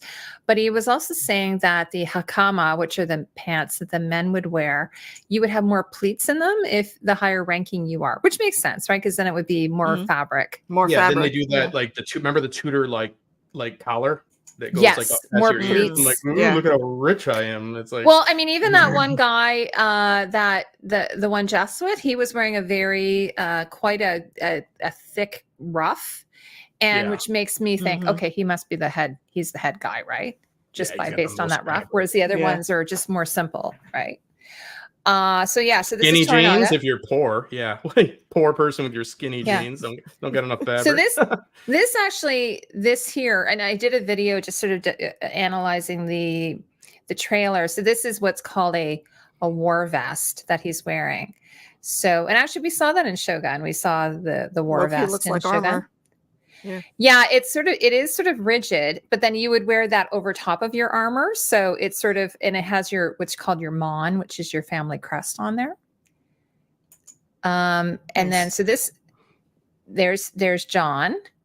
Now we haven't seen him wear this jacket yet because he's just started off and I think this is one thing Carlos is talking about as we see his progression through the show. We're going to see this change in him. So we haven't gotten to this point yet, have we? Yeah, he's gonna How shoot immersed that thing, in and the then culture 10 is minutes he going to later- be? Yeah, well, he becomes a samurai in real life, right? That guy's based off of. He's based off of a real life character. Yeah. So Justin, don't give any spoilers. Well, but I'm just saying the guy is based off becomes a samurai. I mean, it's out there. So it's a very old book. Okay, I know it is, but just in case people don't want to know the whole. He also story. becomes, I don't know, like a freaking koala bear too. So now I'm not a credible source. So take it for what you want. Jesus. So, and of course, this is Mariko. I have seen this actress in something else before. I can't remember. She's what in Monarch. In Monarch, I haven't watched that. something about it's like something of monsters. It's the Godzilla King Kong Godzilla. world. Yeah, God, whoever IGN's graphic person is, they're like, "Well, how big are you going to put your freaking logo?" They're like, "Well, how big is everybody exactly? Up there? Like 8 times the size or IGN." Yeah, no, I know. Yeah, What is know. IGN? What is IGN? It's like an outlet. It's like a digital magazine. It's I believe it's gaming news. So it's gaming news. I think is what they mainly cover. Okay, so I must have gotten this from their website. Freaking watermark. It just seems obscene. Look at the actual show's name compared. You know what? I probably grabbed this from their website. So I just wanted to show you. Here's an example of Mariko. She's got lots of layers, like 4 or 5 layers kind of thing. And then her cross. Yeah. She's Christian. She is. I wonder what's going to happen between her and what's his name? I have it here somewhere. I wonder what's going to happen with her and Hero. Father Alvito. This dude. I wonder what's going, because they seem to be quite cozy at the moment. She seems to trust him, and she says, he translated quite. Yeah, and that's why she didn't want to hear anything that old boy was saying. Yeah.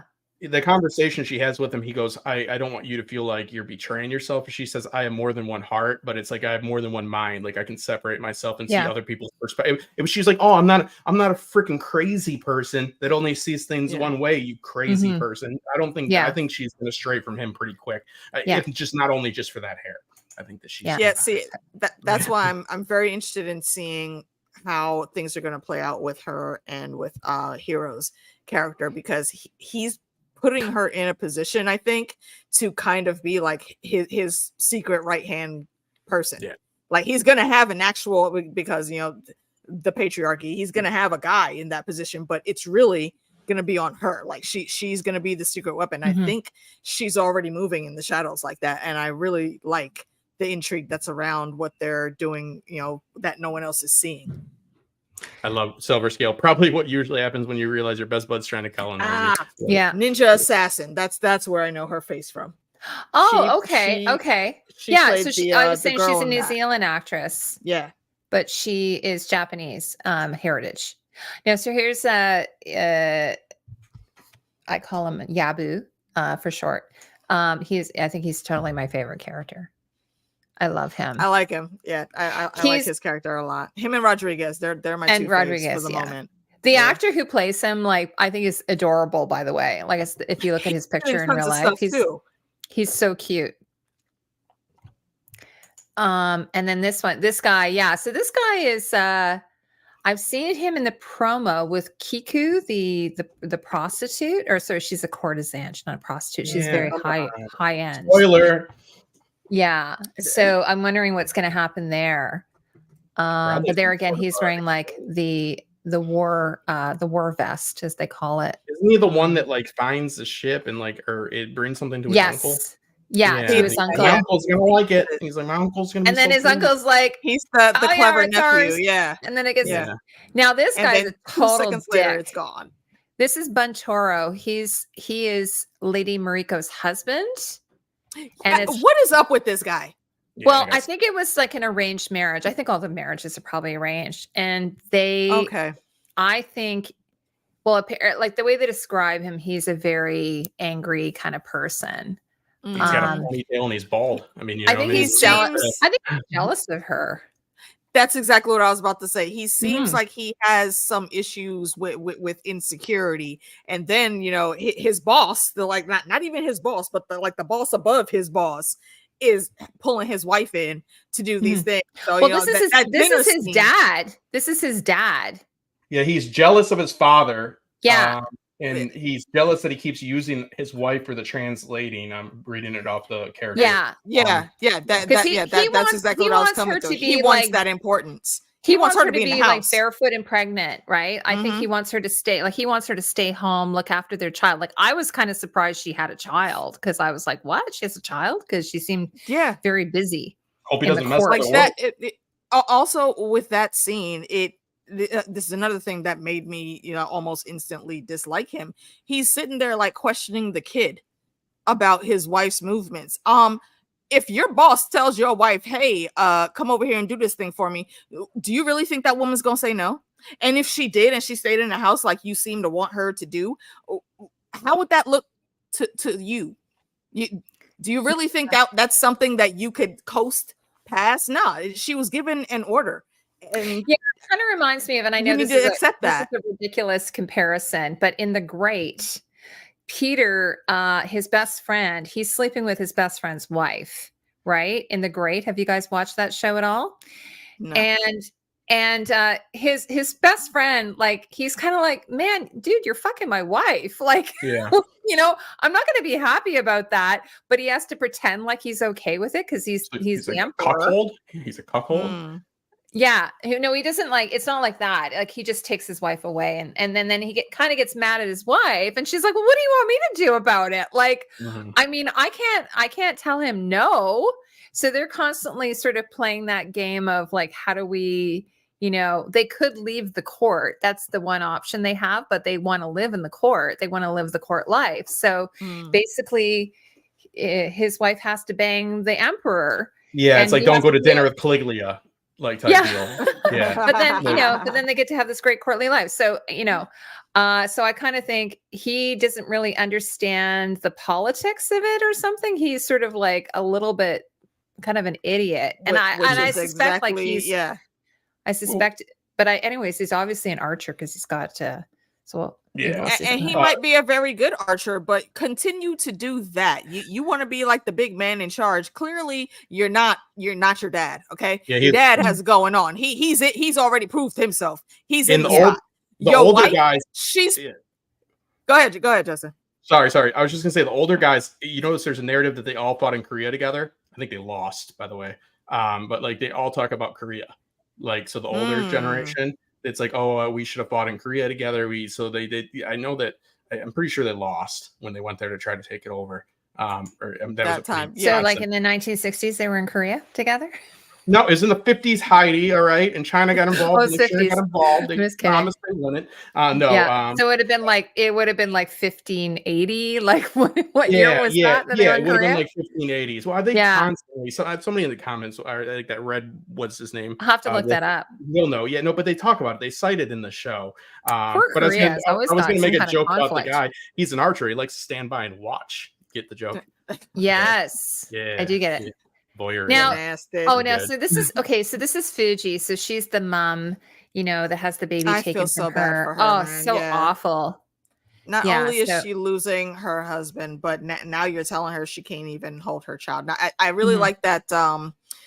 What is her name? Marie something. Marika? The girl Marika. Yes, I like that. And when they were to try to take the kid after she had Mhm. talked her down, she's like, no. Let his mother's hands be the last thing that holds him.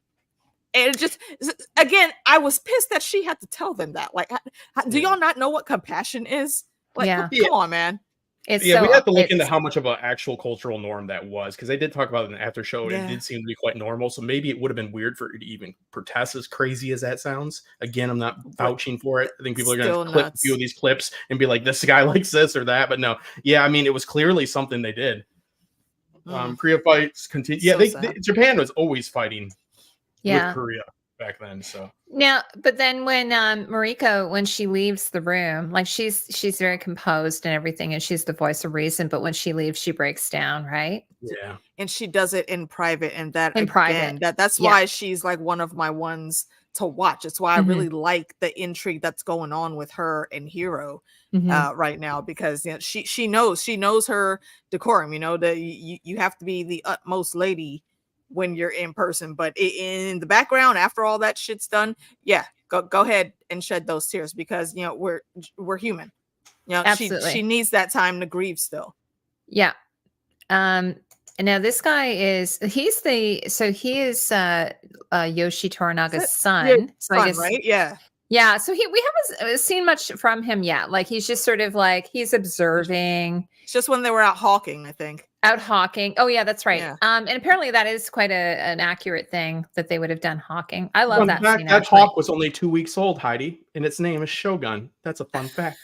I learned that Is from the it? podcast. Oh, that's so cute. By the way, I Yeah. want to mention a shout out because the show was shot in Canada, and I live in Canada, so I want to just say a shout out I like because my someone fact commented on better. my video that it was shot in Vancouver, and I'm like, dude, of course I know it's shot in Vancouver. I live in Everything. Canada.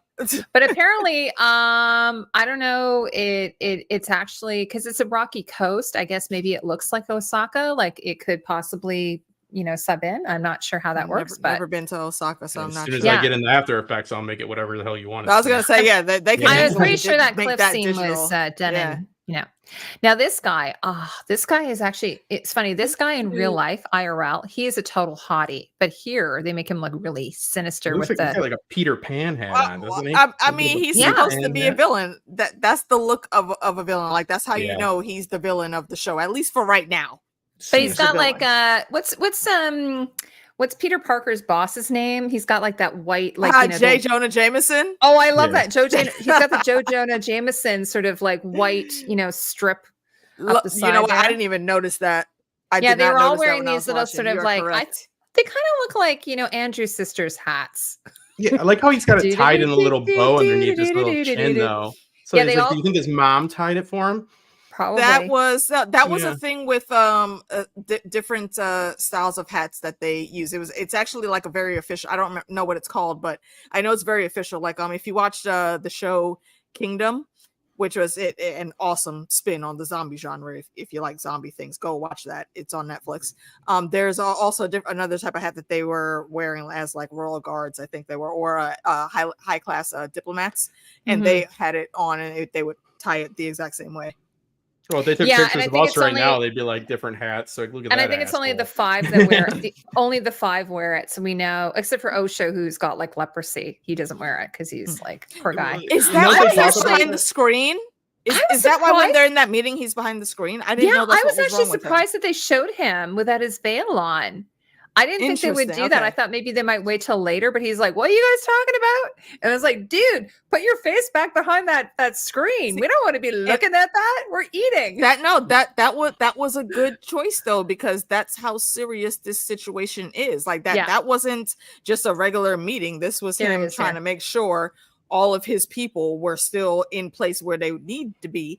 But then we got the record scratch to pause. Like, hey, now we're with you still, but you got to kill this dude first. Otherwise, I don't know. We might have to go start having some talks with our guy, you know, you need to make this happen.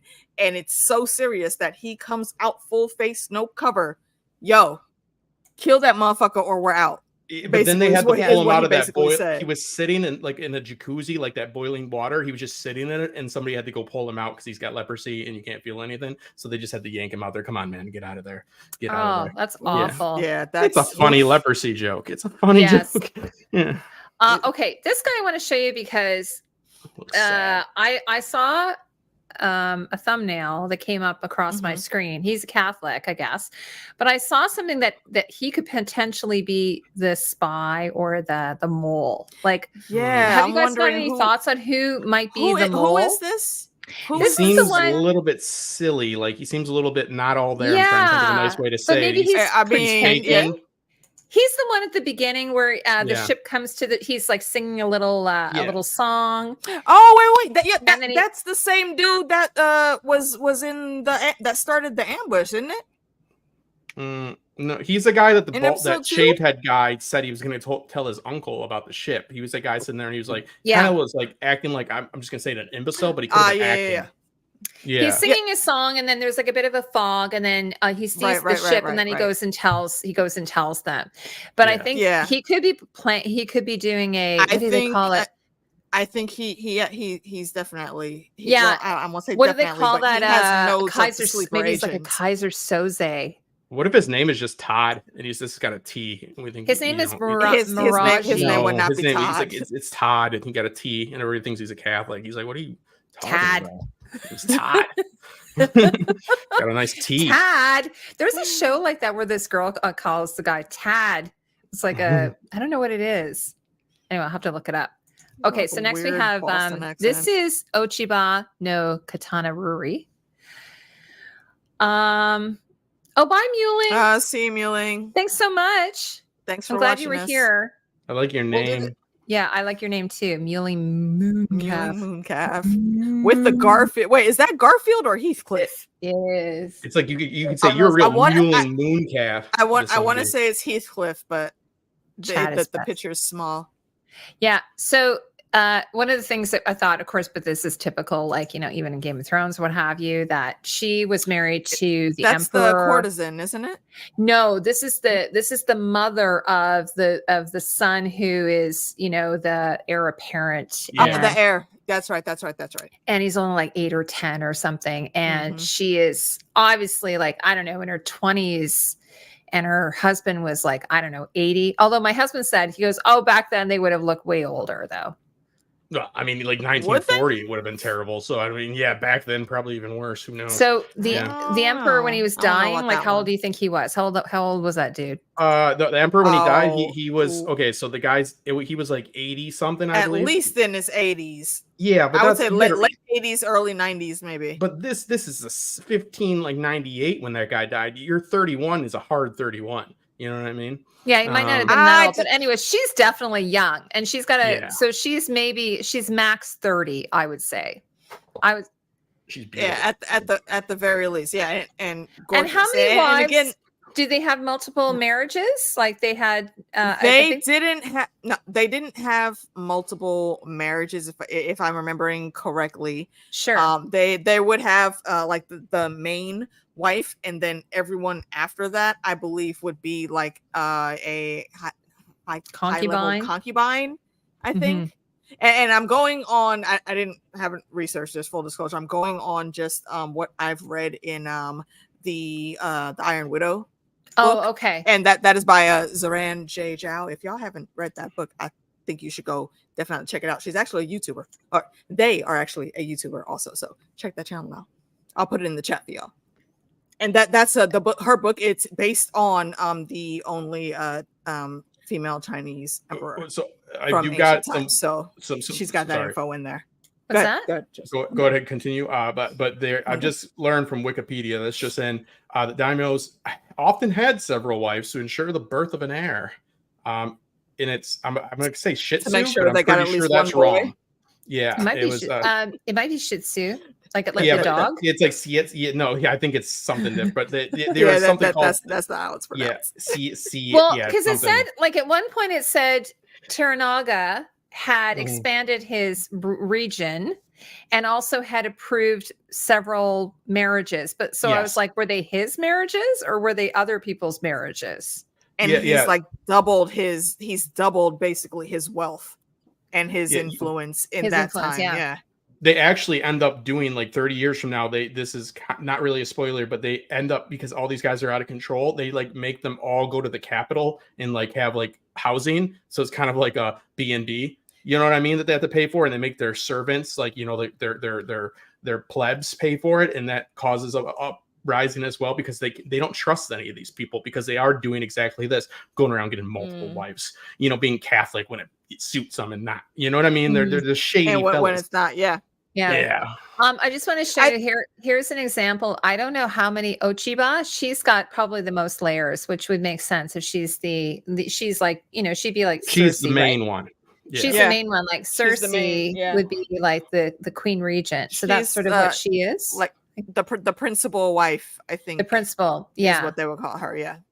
So, and when Dan was on the show, we were talking about the fan that she's holding there. Those are all hand painted. He told me, just so you know, all those beautiful. Isn't everything like an art? Like everything is like a martial art to the Japanese at this time. Like everything they do, especially a martial art. That and like their style of dress and the calligraphy, the printing, the way they practice calligraphy. Yeah, even the stamping is kind of ritualistic. The way they do this. Okay, I'm going to authorize this document. Maybe they find it a bit boring, but it everything is beautiful. Yeah, every time I sign my name, it makes me feel like an idiot. They're like, "Can you sign your name?" I'm like, "Oh, I'll embarrass myself. Thank you." They're like, "Oh, is that your name, Justin?" I'm like, "Yeah, that's my mark. Just leave me alone." Like, if you just embarrass yourself here. Here is I'm sharing the screen. It was like I was watching today just a standalone video on the regents, I guess they're called, the 5 regents, and Carlos was saying that a lot of what they did was based on paintings of the era, and that's really what it looked like at one point. They do this because the interiors were so beautiful, and just the way they were sitting there, everything looked kind of like a painting to me. So it's in a way, it's sort of an art form in itself. So how do you think you pronounce that? You can ask Google that. It's gonna give you some bullshit. It's not gonna say it right, but yeah, it is. Yeah, what it is. If you already have like 3 kids, though, and I'm like, I need another wife to ensure I have an heir. They're like, really? Are you sure? See, and that's the reasoning they gave. I was questioning that too. Like, she was pregnant. The one chick that's pregnant with his kids. Still, like, you have an heir already, though, my dude. Yeah, but Alicia, I want to be careful. Okay, I want to be. Yeah. I mean, an heir and a spare. So I guess that was the sister, though. The one who was pregnant, she was the sister of the mom of the heir. That would be the heir's cousin. Then I think. And they thought because he was trying to say, the reason why she's there is she's my daughter-in-law, and she is here because that's her sister who's about to have a baby, which does sort of make sense, but it's bullshit, right? What? See, it is bullshit, though. It is. He's keeping her there for sure. I think that's what I thought. Well, I mean, okay, but is he keeping her there for his gain, or is he keeping her there for her safety? Because it seems to me like the other guys are going to be gunning for her more than him. I think he's keeping her there and the heir there because of when he had that, that private meeting with the emperor before he died. And I think he's keeping her there for her safety and the heir's safety, because I think there are probably going to be assassins that would come after them. That's my personal opinion. He is out of the way. Yeah. What do you think, Justin? Yeah, I think so. I mean, like, if we look at, again, King Edward at the same exact time as this, essentially, his own council tries to eventually assassinate him. So yeah, it's a big mess. It's a whole bunch of guys that are like, yeah, we want to know what, we'll handle this until that 8-year-old comes to age. It's just like the big never works. Right. No, I'll let the baby rule this shit. Yeah, you guys are not doing anything. We'll let the baby do it. All right. If he poops by noon, then we're doing this. If not, we're waiting. You know what I mean? This is what kills me.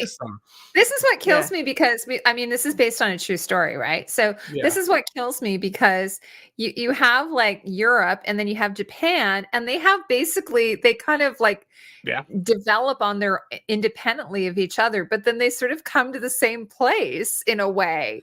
And it's sort of crazy. There's something that happened earlier on that I thought was cool when what is our savage boy's name? Is it John? John Blackthorne. John. When he's when he's trying to figure these things out, and he when they pull him in front of the uncle, he starts figuring out very quickly, like, oh wait, hold on, you really have these people thinking that you assholes are the only motherfuckers out there right now. Y'all, like, they don't know that there's more than just the Portuguese out there. And that's what that guy was banking on. And I thought that, and he's a great judge of people. That's one of the things I really, really like about him. He's a very quick study on people's behaviors and figuring out what their motives are. So I'm very much looking forward to all of the other things he's gonna break down. People are moving in the shadows thinking they're being so secretive, but then here he comes after 2 minutes of trying to get a point across and failing, but then seeing through all of the bullshit that this guy was lying, and he made sure to make a scene, and I think he did it the exact correct way that he needed to. So Uncle was gonna be on his side, and I think Hero knows about that. And again, that's why there's a spy there. Hero banked on that, and he said, you know what, snatch him up, go bring him to me. Oh wait, hold on, Uncle was supposed to still be in Edo and wait, but he over there. Okay, yeah. So all of that, I think, coalesced into something really cool, and I really like how John is able to assess things. Yeah, because John, they have a problem. They already they had an edict out like 3 years before this again to actually kill all the Jesuit priests, and they had to go into hiding. And they've made this problem for themselves for some reason. I'm sure it's more complex than I'm making it out to be. They will not trade with the Chinese on their own. So there's silk trade that need to happen. They take the pros with the cons. They're like, okay, these Jesuit priests will do it. They're going to want to talk about their religion. We've got them to stop like bombing or firebombing our Buddhist monasteries and our whatever Christfusen or whatever his name is, the other religions or philosophies that they had. But we'll take the good with the bad. But they realize that like these people are causing more problems, and they keep putting them on separate islands of Japan as well. Like they keep taking the Jesuits in. Actually, they do it with the Dutch eventually too, and they like start to put them on islands because like it's a problem. But the Protestants are just slightly less insufferable than the Catholics at the time. Like they're slightly less. It's like, hey, like how would you like me to edit your videos and let me talk to you about like Scientology, Heidi? Like, you know what I mean? You're like, oh shit. Yeah. Like, and I'm always like John sees that. By the way, in Canada, they killed our Jesuits. They just slaughtered them. But I have to say they weren't the sharpest knives in the drawer, because basically the Indigenous people in Canada and Ontario were like, if you know what, we're gonna kill you. And then so they left, and then they came back, and then they were like, okay, I guess we're gonna do what we told you we were gonna do. And then they died, but then they were martyred. So I don't think they were the sharpest knives in the drawers, those guys. Well, so like what ends up happening is you have the Protestant connection that can do the same type of things, and they know that coming in, and like I said, slightly less insufferable. But then since now you have religion is more than just a gambit for some people, like like it's for the people in power, like, but don't ever discard true belief from people as well. So people do believe in Christianity. It's their mode of control. People become Catholic. Yeah, they become very much Catholic, so they believe in it. So a prophecy comes about that a 16-year-old boy is going to be the new Christ on earth, and that happens in about 16 years. And hopefully they show it in the show, because then there's going to be a big fight, because like all of this stuff ties into like at first it's for trading, and it's like, okay, I'll help you trade. For the life of me, I don't know why they can't just do it themselves, but for whatever reason, they need some Westerners to do it with China. And that's what happens. They find better luck with the Protestants. Again, like they keep like putting edicts out about each sect of them and be like, hey guys, can you stop like screaming about Jesus to everybody? But like, again, they don't always do that shit. Like that's a myth that like every time they go like to like a new world that they just start preaching about Jesus. Yes, they did do it a lot, but there are times that they just freaking trade. Because guess what? Like you said, Heidi, sometimes they're not all that bright. Sometimes they just really do want to trade, and it's like that's the best way to do it. But then you have this little sex. So like people, people become Catholic. These dinos, they become Catholic. They start, getting into the gambit. Some of it's true belief. It's a big old mess, but it's going to culminate into a lot of interesting things. And this is the same time that we have the Americas being colonized. Like this is happening all around the world. So, the Pope is not that strong at this time. This is not even like 12th century weak Pope in the Roman Empire, the Western Empire. This is 1600 popes. The papal states aren't even owned by the papacy anymore. This isn't that strong. This is I'm Protestant because King Henry wanted to get a divorce Protestant. You know what I mean? Like, this isn't a strong state. I think there was something. Gain. I think there was something also though, like there's a scene where one of the Jesuits wants to, have the emperor convert or whatever, so that he will, his mortal soul will be.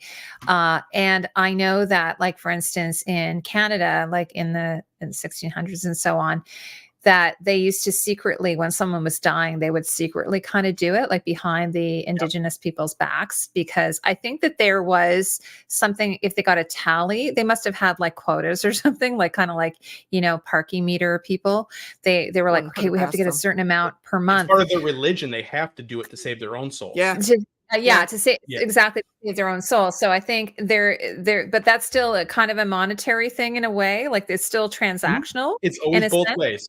Yep. Yep. It's always interesting. That's why I always say I never discard the actual true belief. But the last thing that I'll say on it too is that that's always a true test of somebody's faith, right? Like if you're on your deathbed, do you ask for the priest? Right? Like you meet atheists your whole life, and then it's always a testing moment. So like there's true belief mixed in with business and bullshittery. The Dutch just get them involved with the East India Company. Ever heard of them?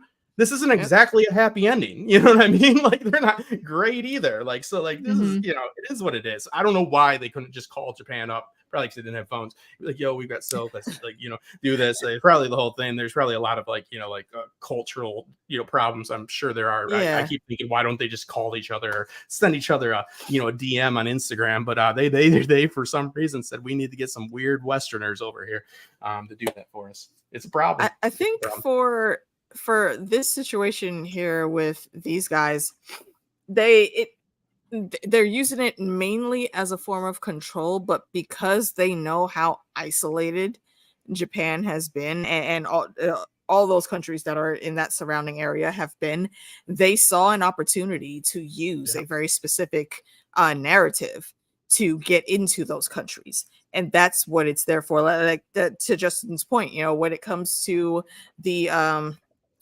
one priest that is the one that's working with Mari. I can't remember her full name, so I'm going to call him Mari the whole rest of the season now. When he's talking, I truly believe that he actually is one of the quote unquote good ones that is actually fully in for the faith and doesn't have that nefarious intent that others do.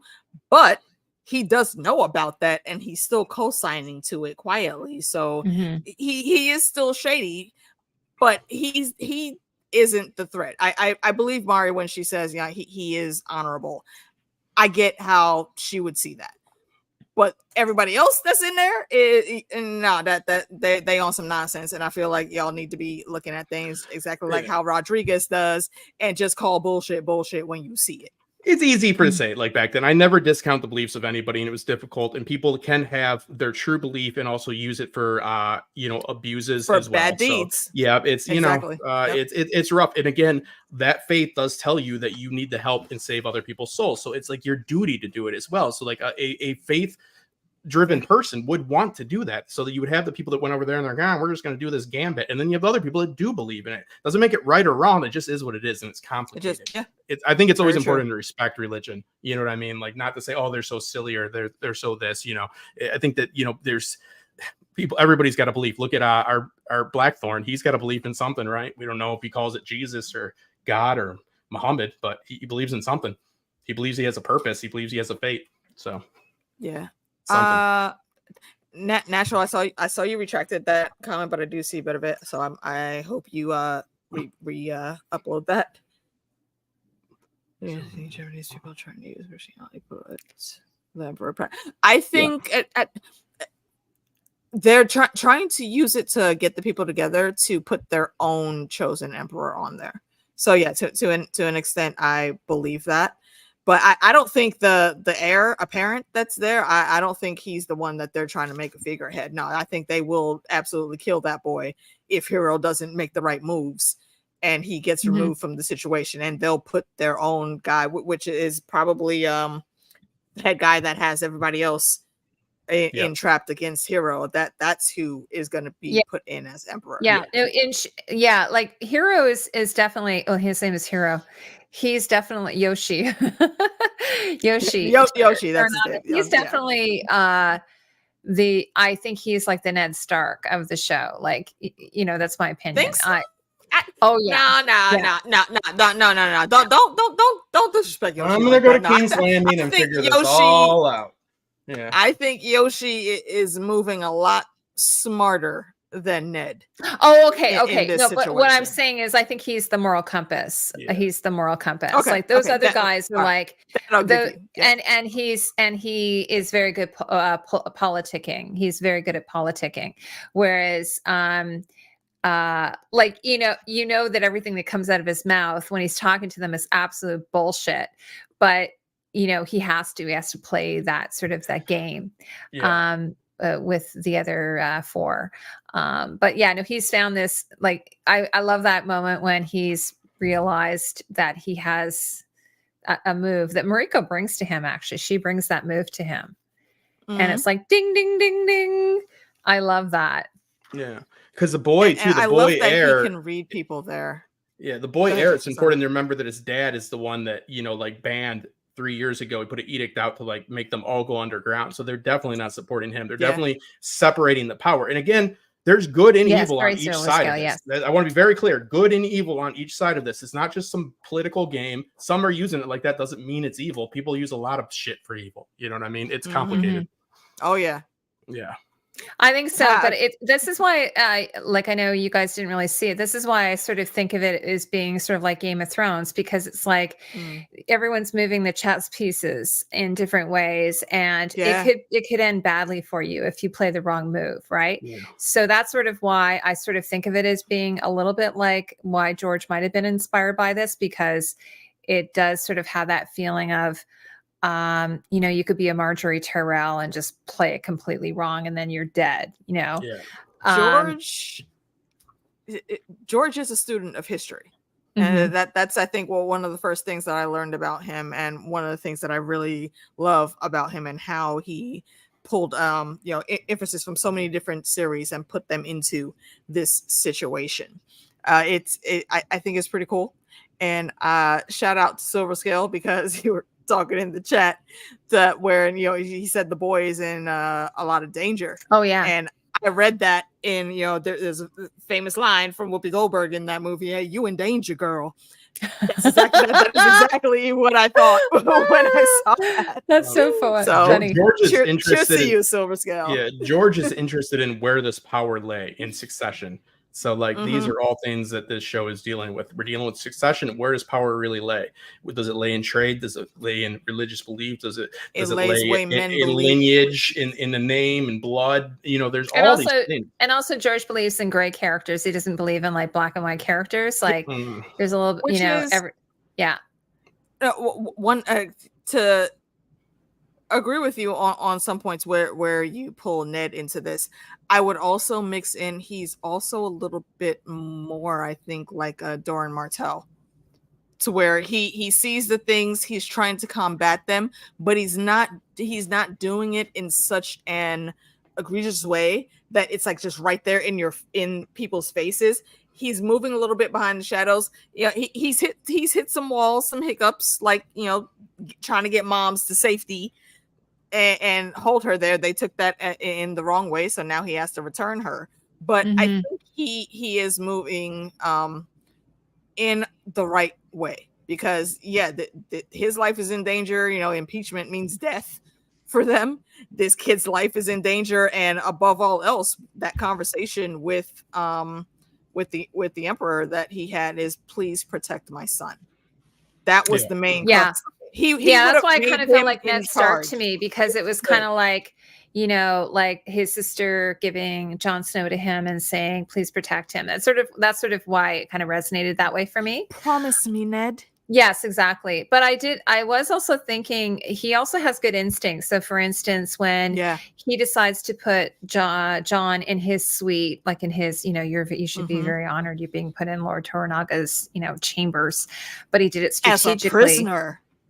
Yeah, but he did it strategically, knowing that an assassin would come for him. So he is also very astute and clever. His maids and like bodyguards like, why didn't you let us know though? Like that would have been cool because like 7 of us died.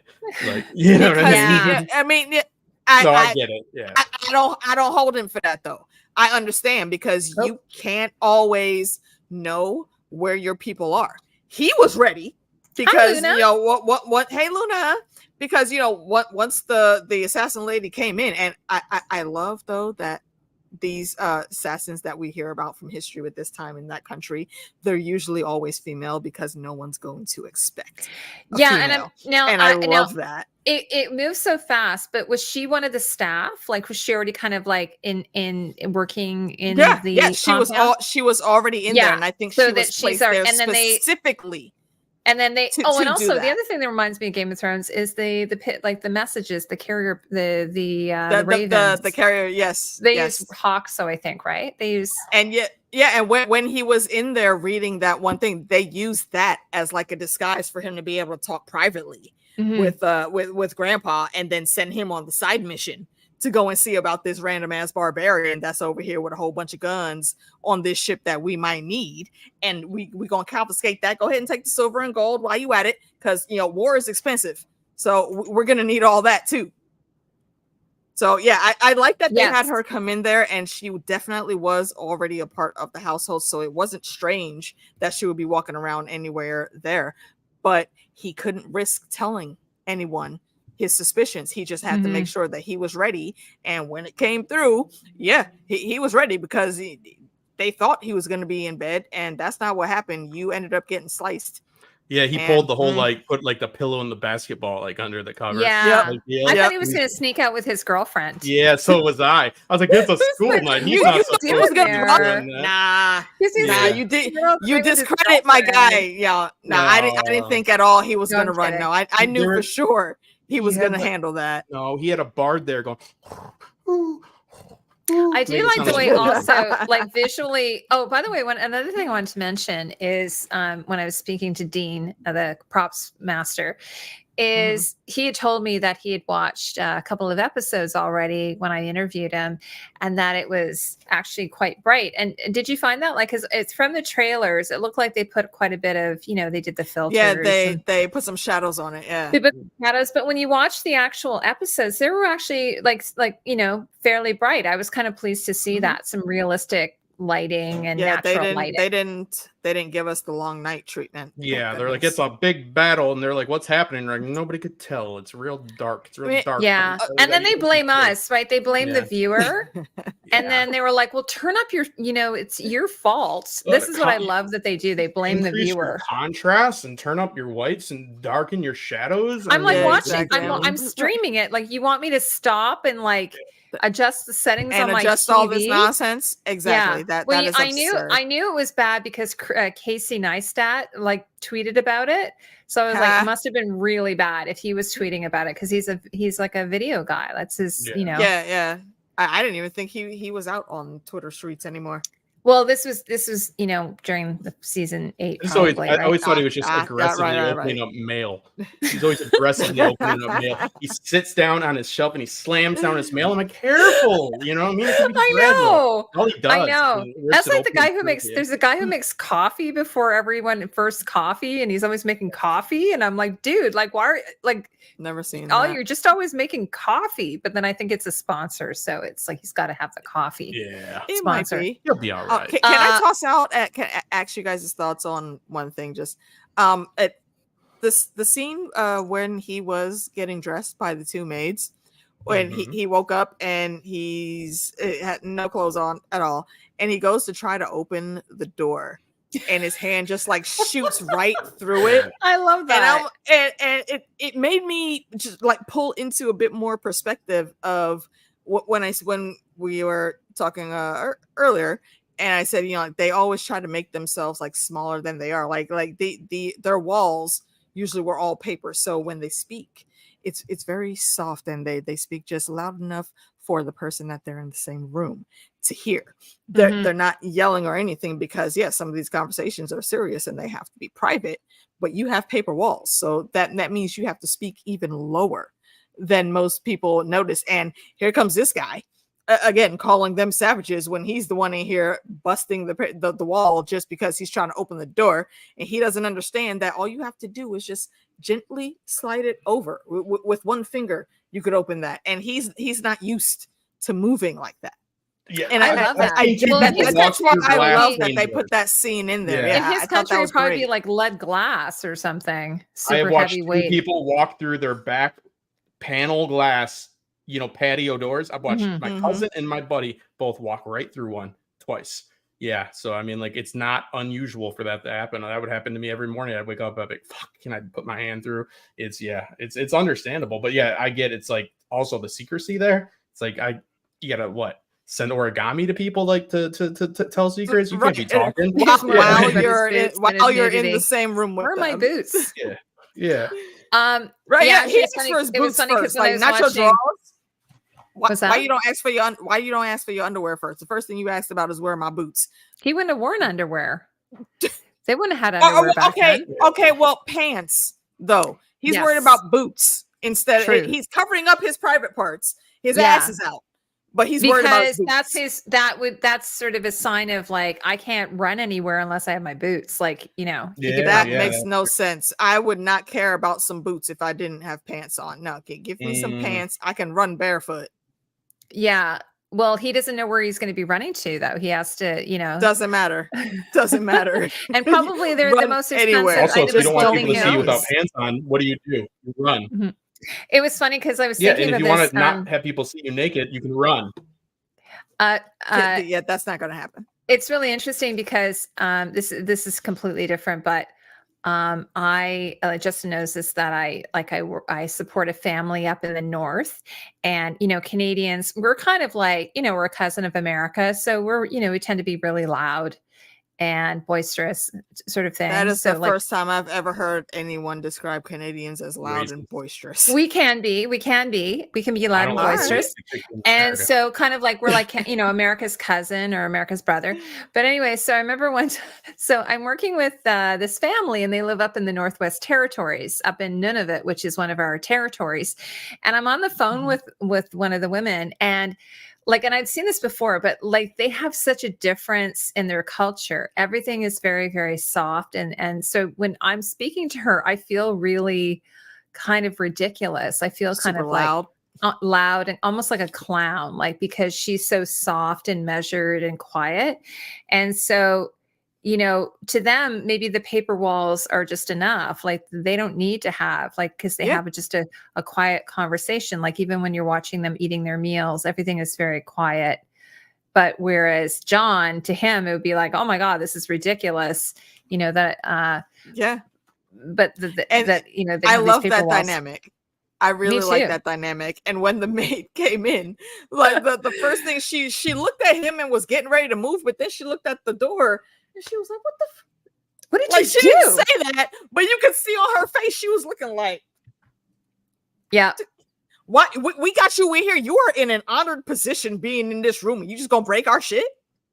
What? Oh, Luna, we were talking about the bathing earlier. We had a chat we about did that. Yeah. We were chatting about the bathing. He's scared. He's scared of his pores being opened. Yeah. I mean, but it's been more. He talking about 2 baths in a month, though. I'm sorry, I'm never gonna get over that. Come on, bro. It's a week, to be fair, and he's a little bit shy. Well, and also, he was on. How long was he on that ship? He probably hadn't had a bath, and exactly. He even said that they stunk. That it smelled really bad, right? Yeah, he probably didn't want to wash his hepatitis off. You know what I mean? Yeah. He was pretty gross. So gross. It's so gross. Yeah. And also, and it was funny because I was looking at a picture of him today, and they cut his hair with basically a knife. So he's just got this really Yeah. nasty, because he had I mean, well, beautiful hair. that was common back in the day, though, wasn't it? Yeah. That's what they used, right? Yeah. Well, I mean, especially if they had lice or something, they'd have to just, cut it all off, right? I'm assuming that's probably. What Um, weirded me out the most, I think, is, and I know I Hi, can't girl. I can't put our things that we would do into that world, but they were cutting his hair and doing all that without wearing gloves. And I'm sorry, bro, you fresh off the boat on the ocean with your crusty clothes and teeth and hair, and you probably have lice. I'm not touching that at all. Just I don't know that they would have had gloves. No, that's let's not forget all the that's diseases what I that- said. Yeah. Yeah, That's why I said You really we gotta worry can't about is put the like my rats. things. For me, I would wear gloves, but they don't Mhm. have that. I was watching. That's what I'm looking The at. rats like are what that. you have to worry about.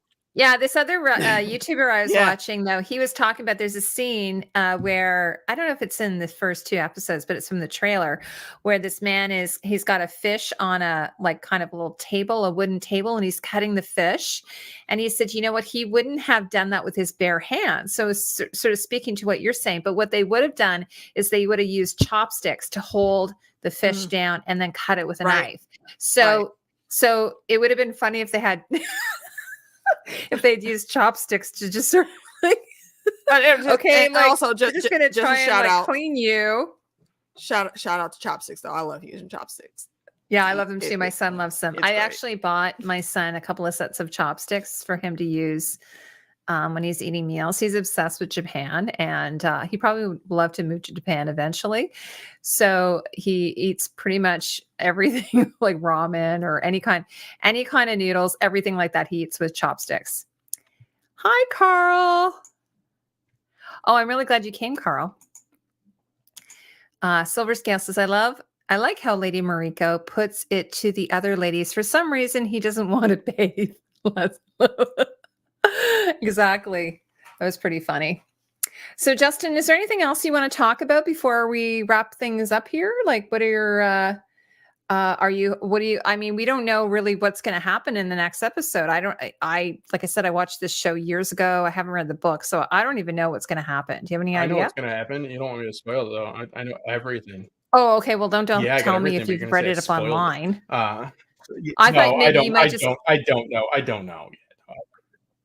The history I know, but yeah, I don't know what's happening next. Well, episode. I suspect that John's going to be okay because he's a major character. Like, so for instance, when Yabu Shigi like went off the cliff, I was like, well, I'm pretty sure he'll be okay because I'm pretty sure he's in the show for a while. So I felt fair. One of the things though is that rope, by the way, that rope that they used to go off the cliff was like a hemp rope. No, it wasn't even hemp. It was like like a really rough kind of rope, and that would have just been like absolutely brutal to go over a cliff. Yeah, it just did. It just split. I was gonna smoke this or make a stupid T-shirt out of it, but maybe you can use it to lower yourself down. I was like the weakest. It split like right away.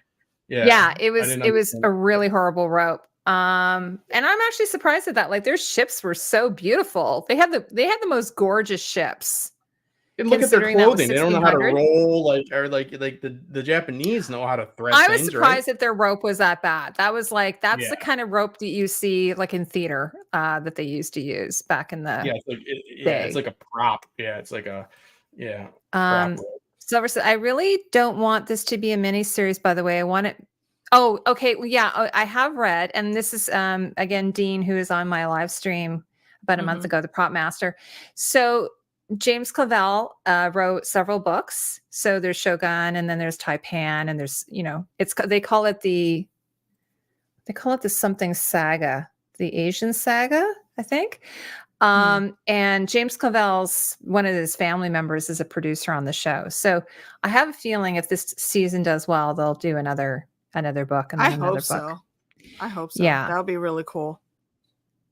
Yeah, I love this. I don't know. I'm Asian just making culture. I mean, again, they didn't have gloves back then. Actually, you know what? Swashbucklers would have had gloves. They would have had gloves, Justin. Don't go to Japan. They got shitty rope. That's my tip. Yeah, you would think it would be made out of silk. Yeah, they have beautiful the place. Bad rope though. It's real bad rope there. Yeah. I don't know. Not all fish are clean using chopsticks. That's for ritual.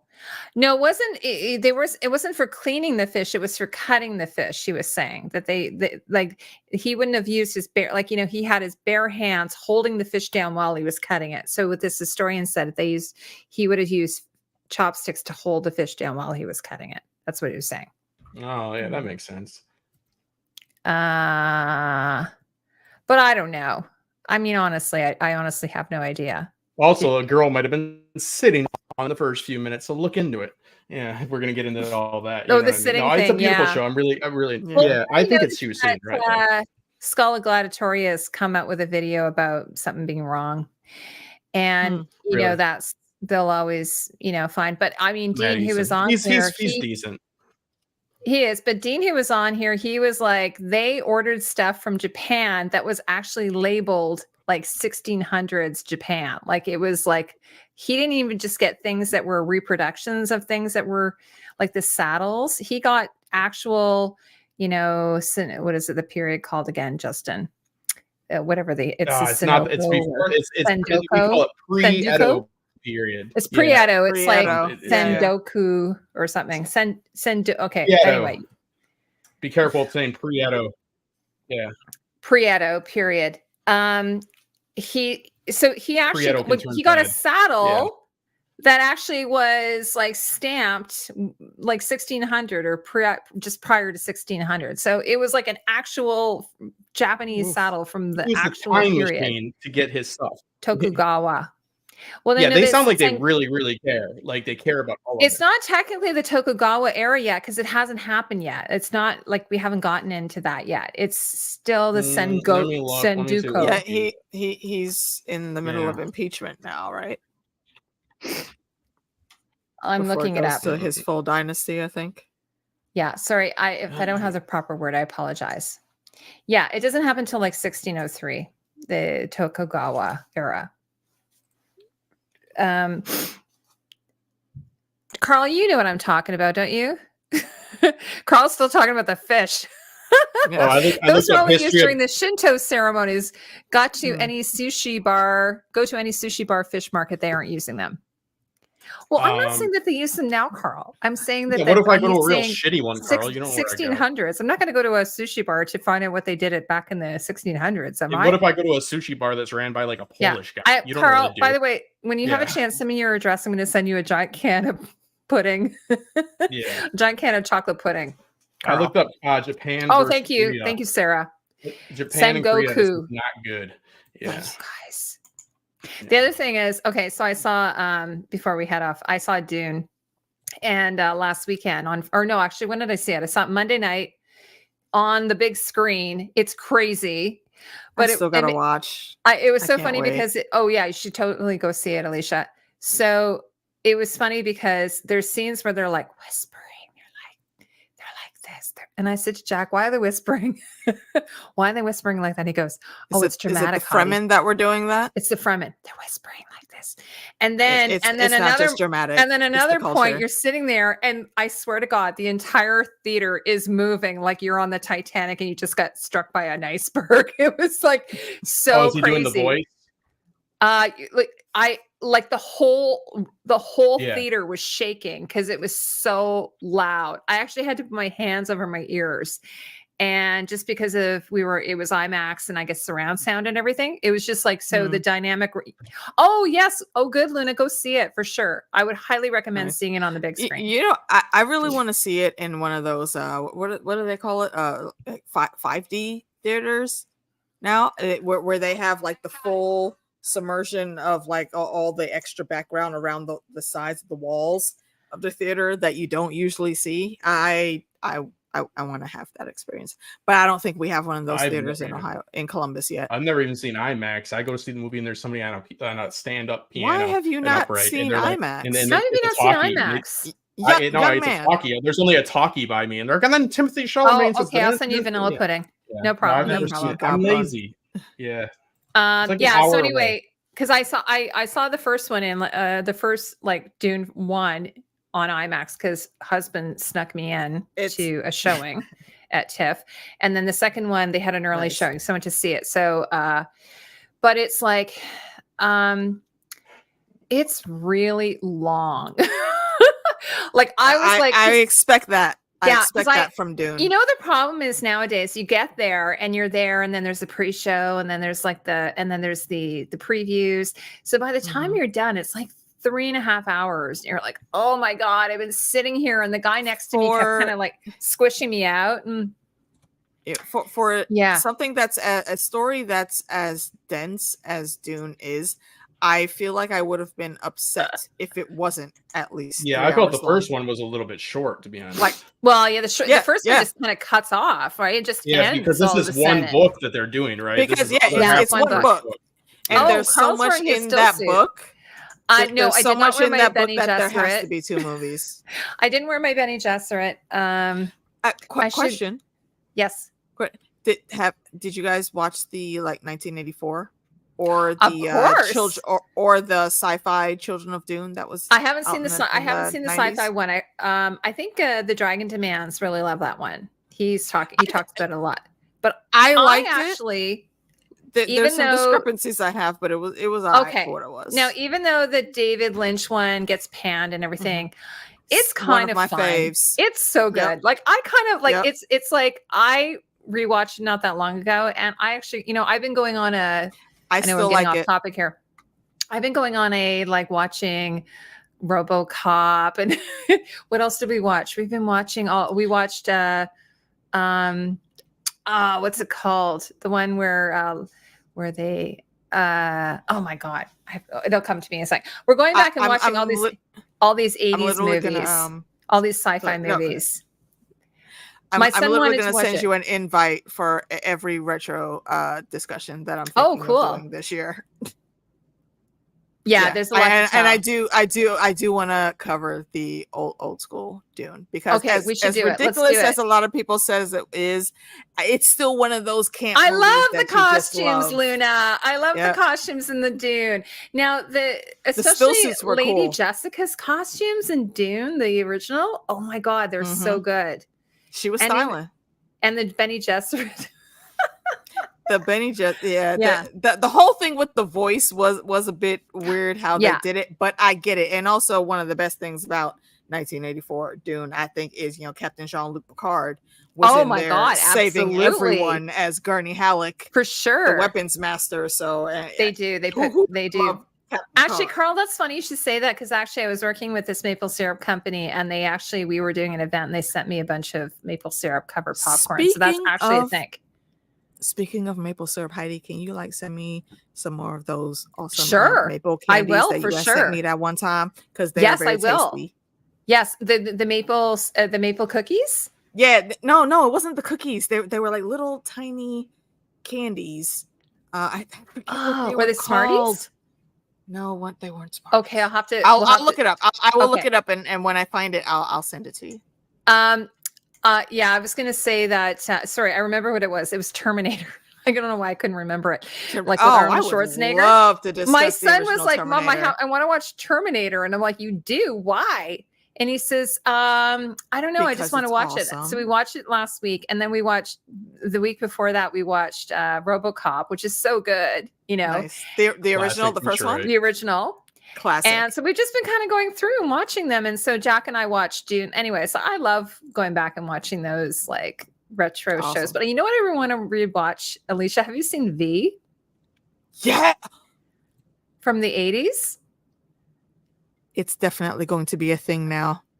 I'm going to rewatch it. And Costumeco will be covering V. Yes, I want to, because I'm going to go back, because I was talking to one of my other friends about it. So I think I'm going to go back and watch that. Carl, Did you watch the TV series that continued the story? I watched the original TV series. That's what I meant, because it was a movie and then a TV series. Like, it was a movie, then two TV series. Kind of like, there were two what's different the ones. other one where they drink the sour milk? What was it called? Q? Do you get it? 'Cause it's Z. Oh my God, you know Alien Nation? Oh yeah, Alienation. So that was a movie and then a series. I watched it. It was amazing. We're doing this. We're doing this. You guys know if there's still going love to be a Benny Alienation. Gesserit TV show? I have heard there is a Benny I've heard Gesserit. about that. Yeah. So apparently, Denis Villeneuve is going to do Dune Messiah, like the third, but I have heard there is a Benny Gesserit. Yes, lizard people. Look, dude, Alien Scotty has- Nation. Alien Yes. Nation was ahead of its time, man. Yeah, it was great. I loved love it. that show. Yeah. Anyways, we're boring. Justin, are we boring you? No, I'm fixing an edit for a client. I'm sorry. Oh, okay, I just got a message. Yeah, I'm You looking just at it. look, Really I was quick. like, I thought maybe we. No. wore you I'm out. sorry. Yeah, I apologize. I got a message and I'm. I have to No. look at it really quick. No. I'm good. Well, I'm good. I just had to see Well, where we're something gonna went wrap. wrong. We're gonna wrap it up anyway because we've been here we're for a nerding while, out on and retro this is things. so much thank fun. the Patreons. Let's thank the Patreons. Oh yes, thank you so Yes, much. yes. So I've opened up a Patreon, and Justin, thanks so much. Yes, Coven of Hags and Marla Johnson, Justin Santini, and Luna Cascade. Luna's here. Hey. Yay! And I love that for you. so we just started doing that. Meek, Nice. your friend Meeks does it, and she Justin was saying she Definitely go check out Meeks' Patreon, y'all. Y'all love her For when sure. you see her on my channel. Go check out her channel also, and definitely catch that Patreon because look, the commentary is stellar. I'm fixing one of her edits right now. I figured that's who you were talking about. Yep. Absolutely. So, why don't we just go around quickly and everyone can just say, just so you know, I have your socials and stuff in our chat, like in our description. But Alicia, why don't you just tell everybody where they can find you and stuff? Right. Okay. You can find me on AK Watch. Many moons ago, and I don't know if Heidi, you would remember this, but Justin, I know you would. Whenever I did these outros, I would always say, you'll find me on my friends' channels more than you'll find me on my own. Yeah, yes, that's changed. That has changed. So, as of yesterday, I am really just a few hours of watch time away from being able to monetize my channel. So if y'all can go and hit them playlists up, go watch me and Meeks talk about Percy Jackson. That was a great time. If you want to go way back old school, you can catch me and the Mad Queens, also the Not So Silent Sisters, talking about early seasons of Game of Thrones. And all types of nerd things we cover on my channel, especially the Marvel TV shows. We got that on lock also. So come through for that, and that's where you'll find me most of the time. I am also, I hang out with Heidi whenever she sends a raven. AK always answers the call. Yes.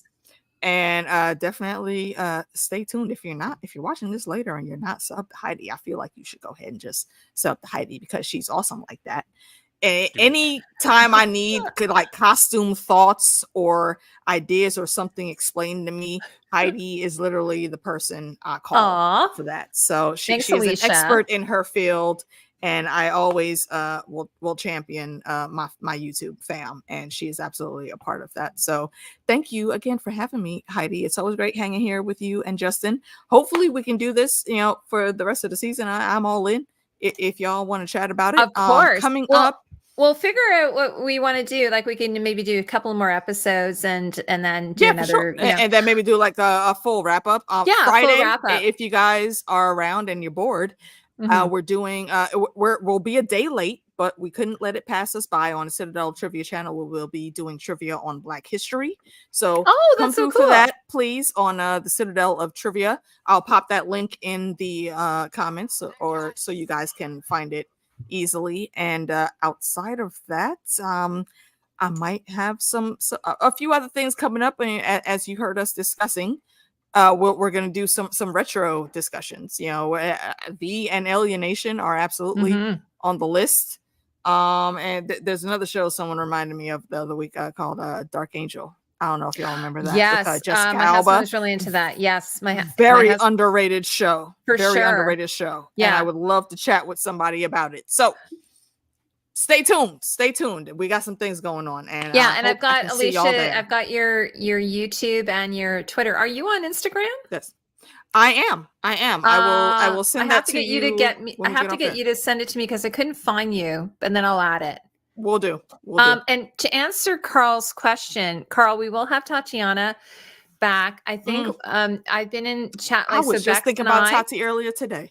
Oh, you were talking to her? No, I said I was just thinking about her earlier today. Because it's been a while she's been on here. For sure. So Rebecca, Bex, and I were chatting, and we might do like and we'll have to have you as well, Alicia, sort of a pre-House of the Dragon show. Like maybe we can talk about. Absolutely. No, this is totally off topic, but have you guys found like there hasn't really been anything going on? Like, you know, there's a whole bunch of news about things that might be coming out, but okay. it's all still up in the air.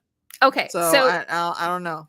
Maybe what we'll do is if they have a trailer, because we've only had the one trailer. So, you know, we were probably going to do a pre House of the Dragon show. And then once the season's out, then we'll probably kind of go back to doing weekly like we did before. Absolutely. And we'll have Alicia on, we'll have Justin on. So Justin, before we go, why don't you tell everybody where they can find you?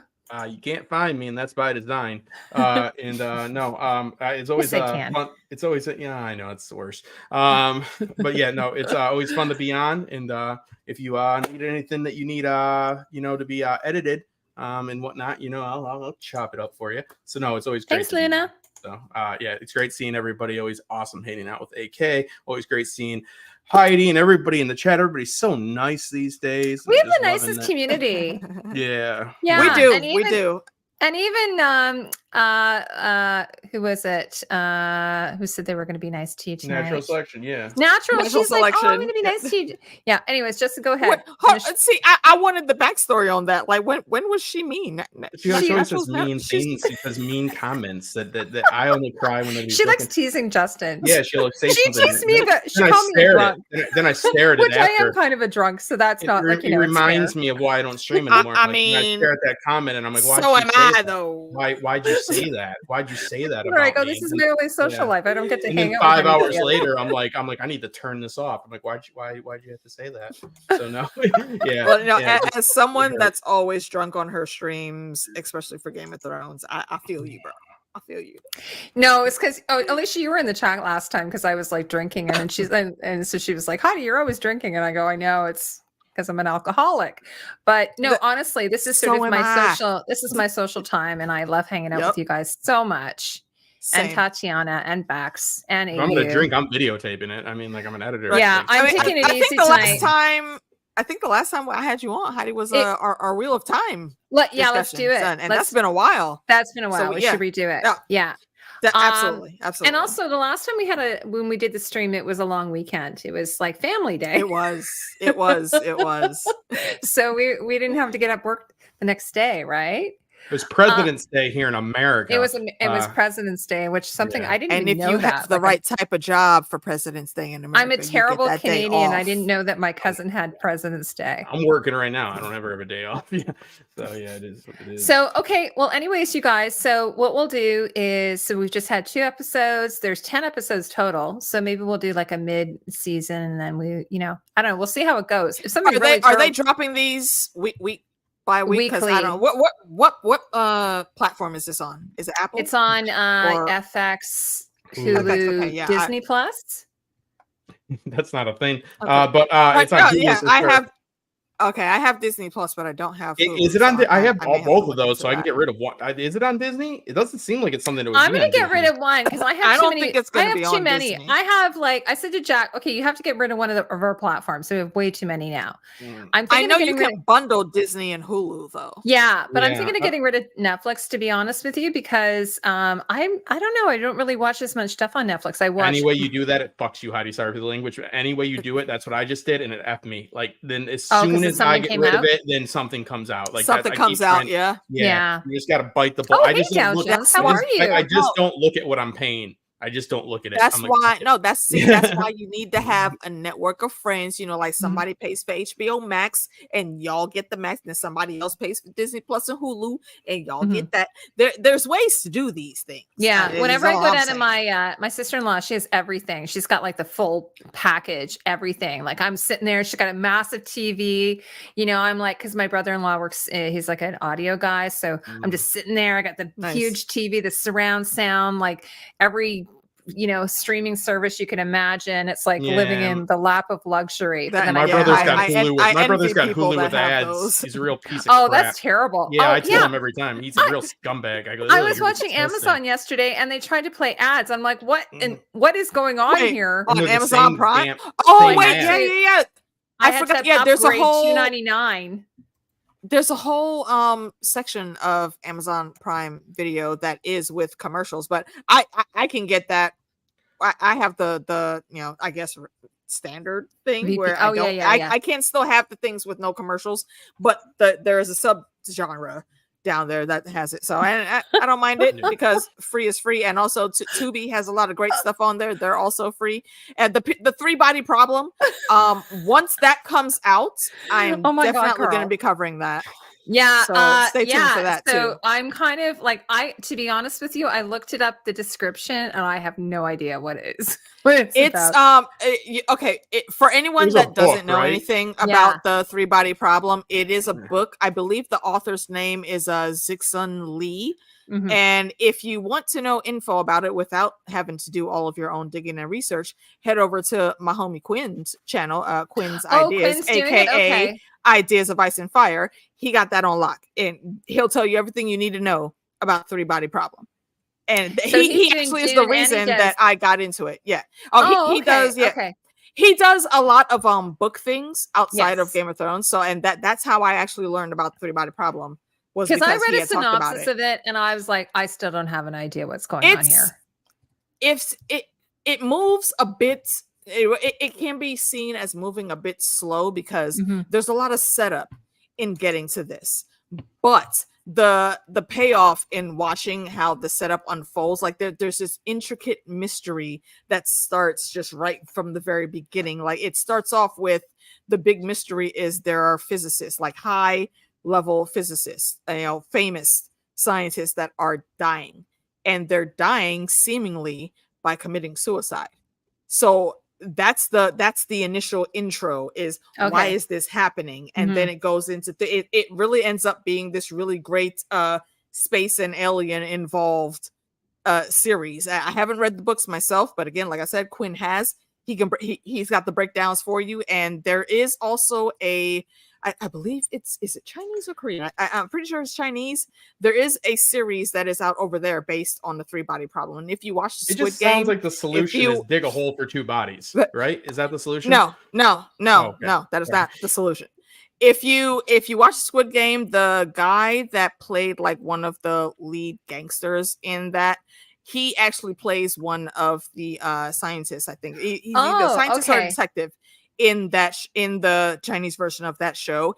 It's really a great show. There's actually several episodes up on YouTube you can watch for free now if you want to check it out. And it's all in Chinese, but there are subtitles, so check it out. I was totally into that. That was my introduction, and following along what Quinn was talking about.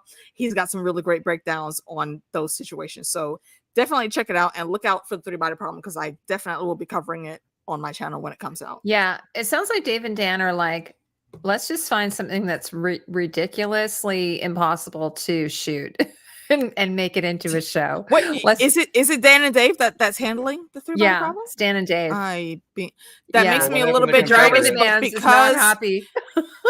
it makes me, and I feel him on that. It makes me a bit nervous, but because the material is all like, this isn't like coming into Game of Thrones where we don't know exactly what the endings are. This is written. This is already written and done. So hopefully they don't mess it up. They can have their story arcs already kind of. My fingers are crossed. And for any RuPaul's Drag Race fans out there, don't fuck it up. Yeah. I was on a panel. With Quinn at Con of Thrones, and I was just like, "What do you think about it, Quinn? Quinn's so smart." I'm like, "What do you think, Quinn?" That's like what I did pretty much the whole time. I'm like, I think you should tell me something, Quinn, because he's got clever ideas. He's a good guy. I was fortunate enough to be on a panel at one of the last Con of Thrones, and it was two of them actually. One was by accident, one was planned. And I thought that it was great that people even thought that I could be on the damn panel. I met you there. So I met you at the bar there. You met me in person there, but we were already friends like for like 2 years. No, I know, but I said I saw you. I saw your person body in person. Yes. We hugged in person. It was great. He's actually very nicely squishy. Didn't Quinn say that he got kind of pushed to the side and Oh, that was a different con, not the one that was on. That was a different one. Yeah, there's the inner workings of YouTubers at some of these cons. Be crazy, y'all. Guess what? That's Some all I'll people say be on petty that subject. bitches. Yeah, some people be petty bitches. Little secret, little side secret for you. Yeah, that was messed up. I'm not gonna hold you on that. Aw. I'm gonna sip my tea on that one. Yeah, no, Quinn's good people though. Yeah, Quinn's good people. Oh, absolutely, absolutely. He's one of the best. I want to thank our community because we have such an awesome community, and you guys had I was watching all the chat going on, and just such lovely conversation between everyone. And Yes, thank you guys for being so involved with us in this show.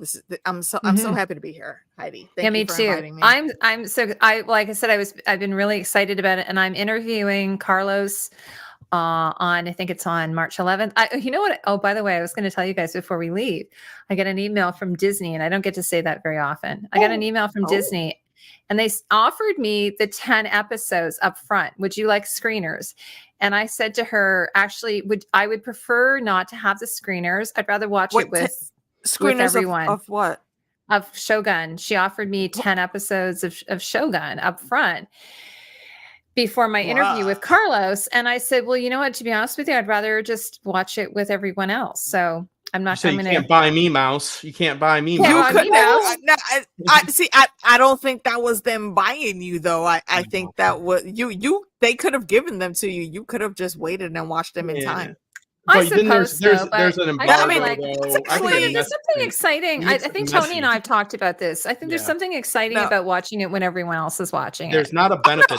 No, absolutely. I get that. No, what I'm saying is that's just really freaking cool. Like for like Loki. This is like a super ass flex for Heidi, and listen to how humble she is about that. Yeah. Well, but the other thing is, she said you get. I think you could have done it. You get 45 minutes with Carlos, and I go, oh my God, I don't need to watch 10 episodes. I'm already going to have a ton of stuff to talk to him about, right? Already.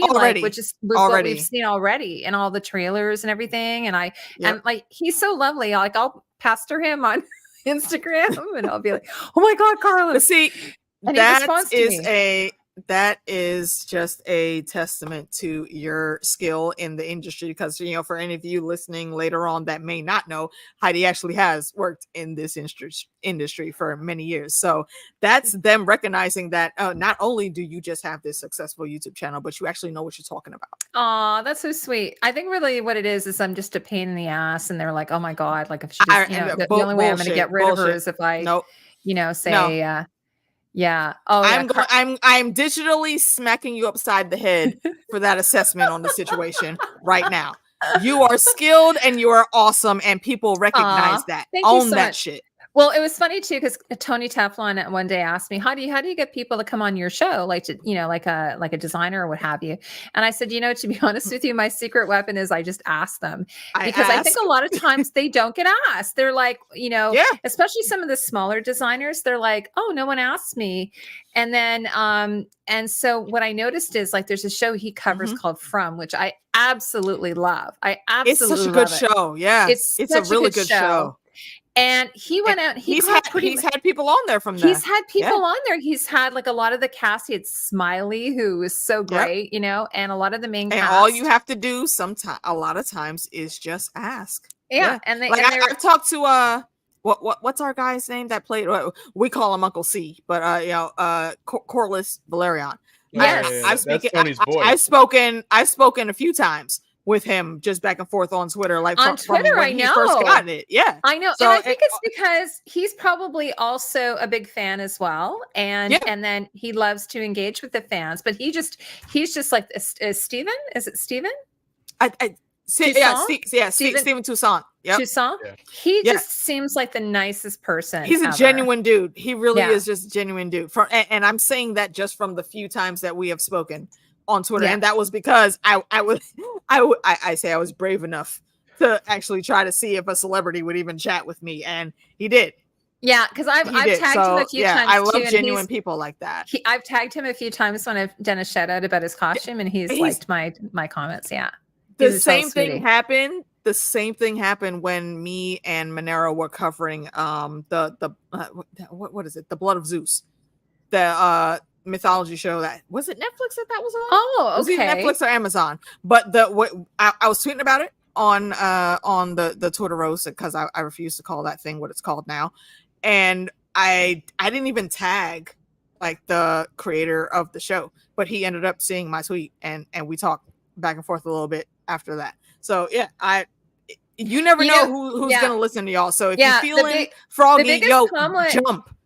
The biggest kind of thing I was shocked at is I had Cynthia Summers, who's the costume designer for The Last of Us, follow me, and then she's been like liking my posts and stuff. I'm like, oh my god, it's amazing. She's Canadian too, but I'm just I'm a huge fan of like The Last of Us. That's that energy that you give off. That's what I'm saying. Wow, you're talking all this nonsense about what you were just saying. Like, no, ma'am, own your skill. Own your knowledge. You are literally out here. A lot of us, and it's more than just me and Tony. A lot of us recognize your skill and your knowledge base in this costume. Jeez, Alicia, you're allowed to come back anytime you want. Just saying. I mean, I feel like you telling me that even though I already had that. Like, how you are welcome. This is like those. Or see, just a joke. This is like, when Otto was on the bridge giving Rhaenyra terms on shit that she already owned. You've already told me this before. You just gonna give me some stuff that I already had though. Yeah, I know, that's true. I have to find something else. I'll tell you what, I'll send you some treats, which we have to figure out which ones they were, because I can't remember what they were now. It was probably some kind of Canadian candy that I sent you. Maybe it was definitely based on the maple syrup, and they were like melt in your mouth candies. I don't remember what they were called, but they were so good. Okay, I'll have to figure out what they were. Yes. But I'm gonna send you some Canadian let's get out snacks. Of here. There's this guy who does reviews of Canadian stuff, and he always tries like Canadian snacks. So I'm gonna send you some Canadian snacks for you to try. I would not be mad. The only thing that I think I've gotten from you that I didn't like was it was a specific candy that was, I think it had something to do with like coffee and maple syrup. I didn't like those that much, but okay. Everything else you've sent me has been great. Okay. Also, I'm gonna send you some salty, like some chips and stuff too, because we have some very specific Canadian snacks. Canadian you and salty Lauren snacks. You and Lauren send me the best snacks. Oh, good. Okay. Lauren from Lauren's Corner. If y'all don't know who she is, she awesome too. Okay. What did he say? Plot twist. I just love talking to you guys so much. Justin's working. Okay. Well, anyway, you guys, I want to thank everyone for coming. I don't know if we have maple praline. They put maple syrup pretty much in anything. Were they maple praline? No, they were not pralines. I actually do not like any form of peanuts in any of my foods. I love peanuts when it's just peanut butter. That's it. So pralines are kind of like a pecan. Well, yeah, I don't like that. You don't like nuts? Okay. Yes, they do. Oh yeah, I will say. Actually, yeah, I'm gonna put together a little package. The next show we do, I'll put together a little package and I'll show everybody before I ship it off to Alicia, and then I'll show you what it looks like. Okay, yes, please. Okay, all right. Well, thanks so much, everybody. Justin, want to say goodbye? Bye. I love you all. Mwah. I'm wearing my heart shirts because I'm heart. I heart you all. Okay. And we heart you too. Throw our hearts up. Thank you for having me, Heidi. It's always great. Thanks so much, Alicia. It was really fun. Bye, y'all. Take care.